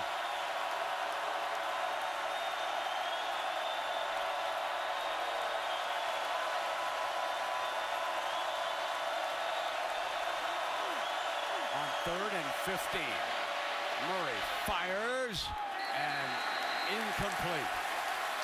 Now with 6 minutes and down 2 scores, 4th and 15. Now you might want to go for it, but nothing doing, says Rick. Bringing out the punt unit. They rushed 3 that time and dropped 8. There was really nowhere to go, and the ball wasn't thrown very well by Aaron Murray. You know, penalties have hurt this Georgia offense. They've got 9 penalties tonight, and I don't know how many times we've seen them going backwards and trying to execute on 3rd down and long. When they've had trouble, they've really self-destructed. So Adam Humphries back to receive this punt. And again, he's just going to let it bounce. Georgia trying to down it. And it goes back into the end zone. And that was some move back in there, Herbie. I think he felt maybe one of his teammates touched the football. Do you think? Take a look at this. It looked like Ben Boulware, a linebacker, 10, is back there. And he gets hit right into the football. He was hit into the football. So really a heads-up play there because he was out of the end zone. It's a heads-up play to pick up that football. That was C.J. Jones. He's a senior corner. That could be the play of the night. It's big. Welcome back to Clemson, South Carolina. ESPN Saturday Night Football on ABC. Great opening weekend here on the Labor Day holiday. Hand off now to McDowell. And Clemson goes to work on the clock. And you and I have just been marveling at the reaction of this senior on this play. Yeah, Boulware knocks it into the end zone. If Georgia jumps on that right there, it's a touchdown. How about the awareness of a senior playing on special teams, C.J. Jones? He's not playing tonight as a corner. He gets his chance on special teams, and just by having the awareness to pick up that ball, he may have saved Clemson a big turning point in this game. His name will be up on the board in the DB's room. It should be. Welcome into the meeting. Absolutely. Great job. Second down and 2.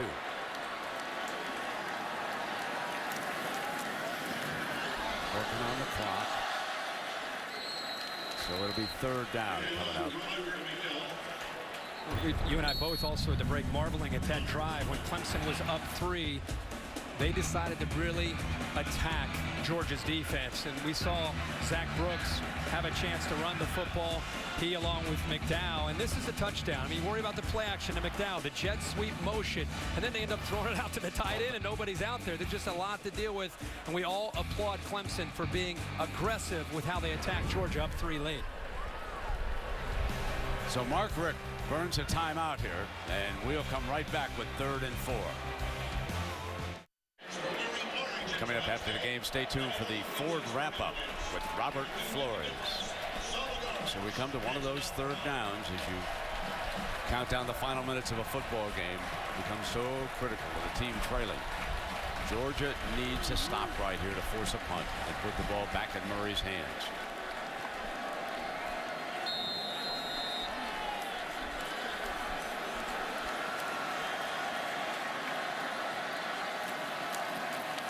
Taj is going to keep it in a foot race. Got the first down.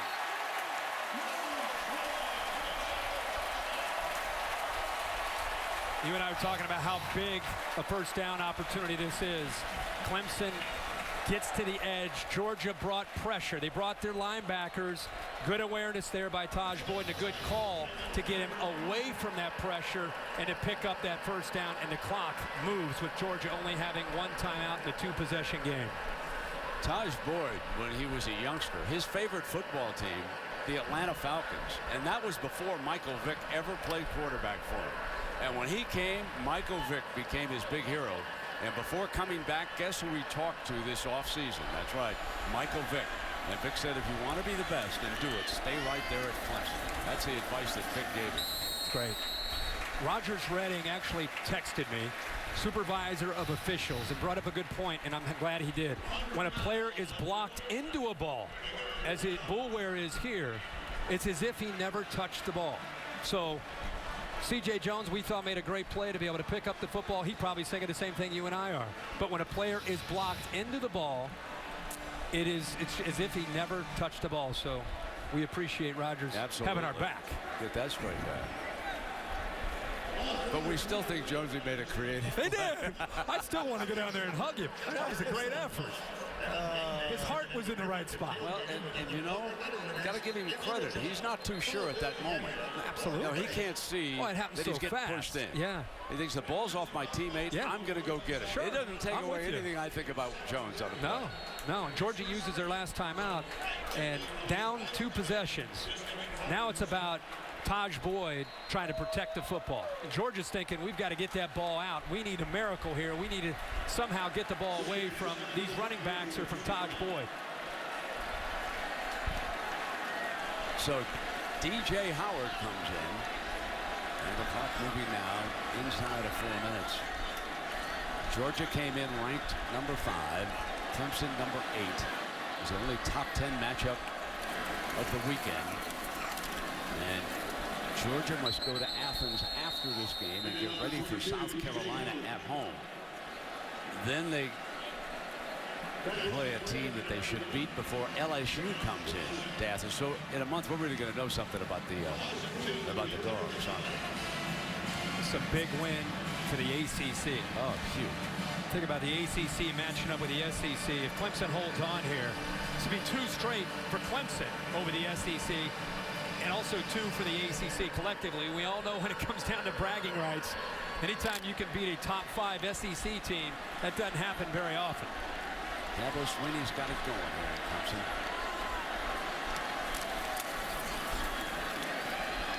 Stay in bounds. Watkins wants to stay in bounds. He does just that. And goes down. Just what you said earlier. I was really, you and I had a chance to get around, obviously, every week, some of these players and being around Taj Boyd, one of the more cerebral quarterbacks and pleasant individuals you're ever going to be around. And Sammy Watkins also is a leader, a guy that I think is anxious to have a big year for this team and provide that leadership, a good heads-up play there. And we'll take a look at Clemson's schedule here before we sign off, and you start to look at who they have to play.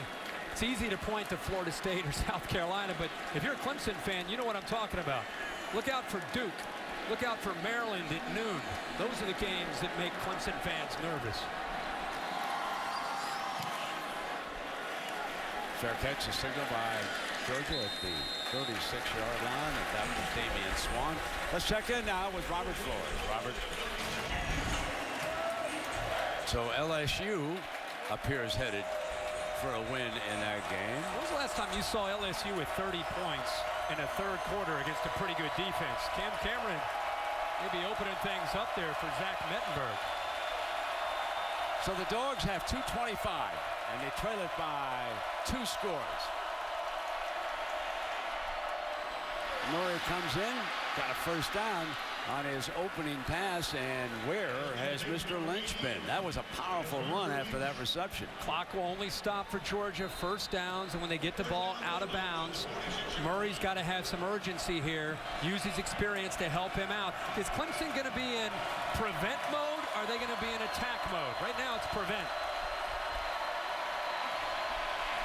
Down the field he goes, and another first down at the 26-yard line. Conley, the receiver that time. The dangerous thing about that prevent is you give a guy like Aaron Murray time, he's eventually going to find a seam in that coverage and dropping 8 guys back.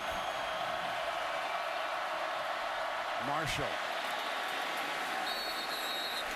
barges across the 20-yard line. Try to catch him off guard there. Obviously, clock will continue to move without getting that first down.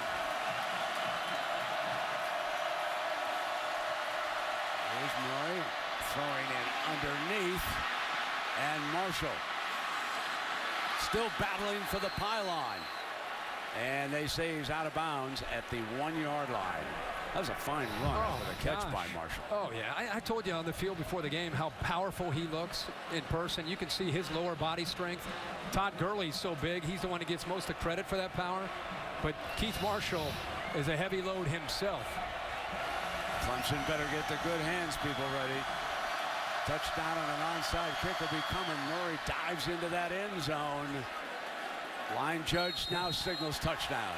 That was 5 plays, 64 yards in 1:06. That's what he had to do. As you said, get the hands team ready for Clemson, and Georgia's thinking about recovering an onside kick and having a chance here to maybe tie this game up. Great job by Murray. Leads them right down, as I said, 5 plays. They don't have any timeouts. That's where the experience of Murray comes in big for this Georgia offense. And I don't agree. Clemson sits back and prevent and just allows them to be able to pick apart their secondary. So Bilas tacks on the extra point. Pulls to within 3. So the young man, Patrick Bilas, who has replaced Marshall Morgan, he's quite a story here tonight, but he hasn't been the kickoff man. Now let's see what the coaching staff comes up with.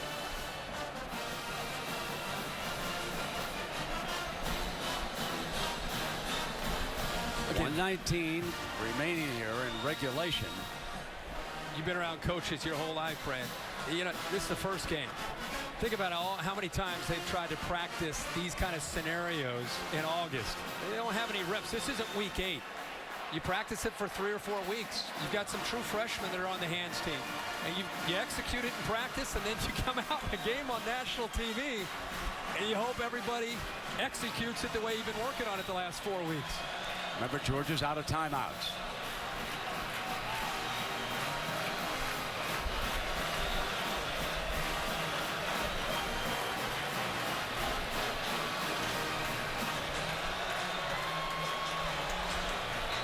Adam Erickson is putting the ball on the tee for the Dogs. Came into this game as the #2 kicker. He, of course, was the holder on that one field goal. Remember, on that high snap? How big is that right now? Looking for the high hop.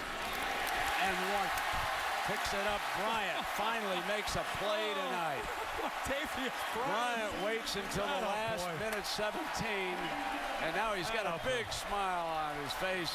Where's Hopkins, Luke Hopkins, who's down there trying to pump him up and keep his head right?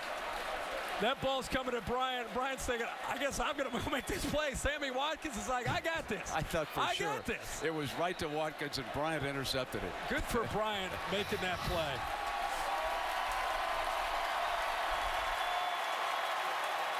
A slight underdog. And certainly the less respected of these two teams, the Clemson Tigers, are winning a big one. And now they will set sail toward the ACC games after South Carolina State, North Carolina State, Wake Forest, Syracuse, Boston College, October 19th. Circle it.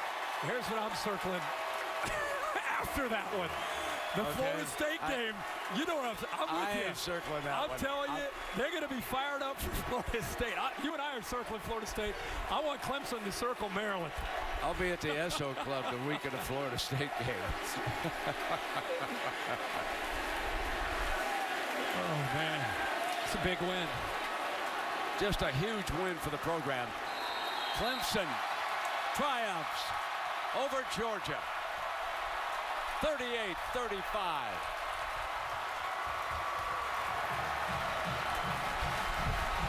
And many in the crowd storm the field here. Coaches shake hands. Let's go down to Heather. Davo, congratulations. The theme this year for you was unthinkable. Did your team just do the unthinkable? Well, there's never been a non-SEC team beat two top 10 SEC teams in a row until tonight. It's only unthinkable if you don't think it. And I just am proud of how our guys showed to believe. Off to Georgia. Going to have a great year, but I'm proud of the Clemson Tigers. That you can't accomplish everything in one game, but what did you accomplish tonight? We just won the opener, that's all. You know, our first goal was to win the opener. It was a great win. Hey, we got a long way to go. All of our goals are in front of us. We got to get ready for next week. Season starts tomorrow. Congratulations, Davo. Go enjoy it with your team. Brent? Thank you very much, Heather. Stay safe.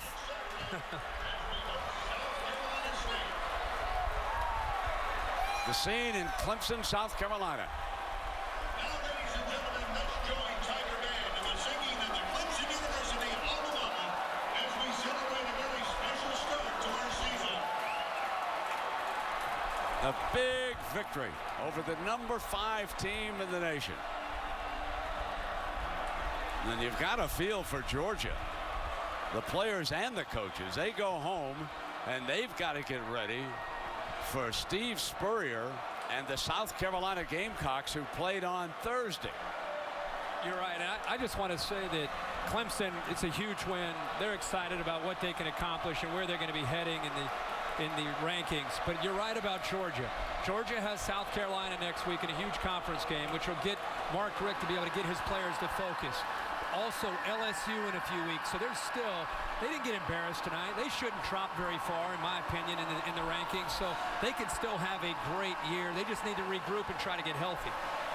Well, they could make it to the national championship. No doubt. Remember No doubt. a year ago. Absolutely. They lost at South Carolina, got into the championship game by winning the East, and then almost right. upset Alabama. And they still control, obviously, their destiny to get to an SEC championship game.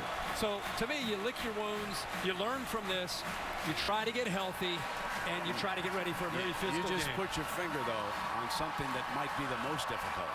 You try to get healthy. No doubt. No doubt. We'll have to see how they come out of this game because there are a lot of guys on the other side with ice. Malcolm Mitchell, who knows how bad his knee is. We'll probably find that out later tomorrow. Gurley got banged up. There are a lot of players that were fatigued, and we'll see what their status is. But they've got, again, South Carolina and LSU just in this month alone. You know, when you think about Dabo and Clemson, Herbie, they've played 3 straight SEC teams. They lost to South Carolina here. South Carolina came in and snapped their home winning streak. But then they beat LSU on the last play of the game.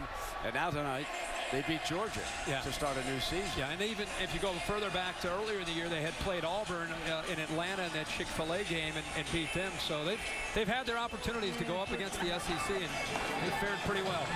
Not a bad opener, partner. No, not bad at all. Hey, I'll see you in Ann Arbor. Can't wait. Our final score now, 38-35. Number 8 beats number 5. Clemson moves on. And join us next Saturday night, 8 p.m. Eastern on ESPN. Notre Dame takes on Michigan in the Big House in Ann Arbor, Michigan. ESPN is the home of the Vizio BCS National Championship game. For Kirk Herbstreit and Heather Cox, I'm Brent Musburger. So long from Clemson. Now it's time for the Ford wrap-up. Let's go to Robert Flores. Take it away, Robert.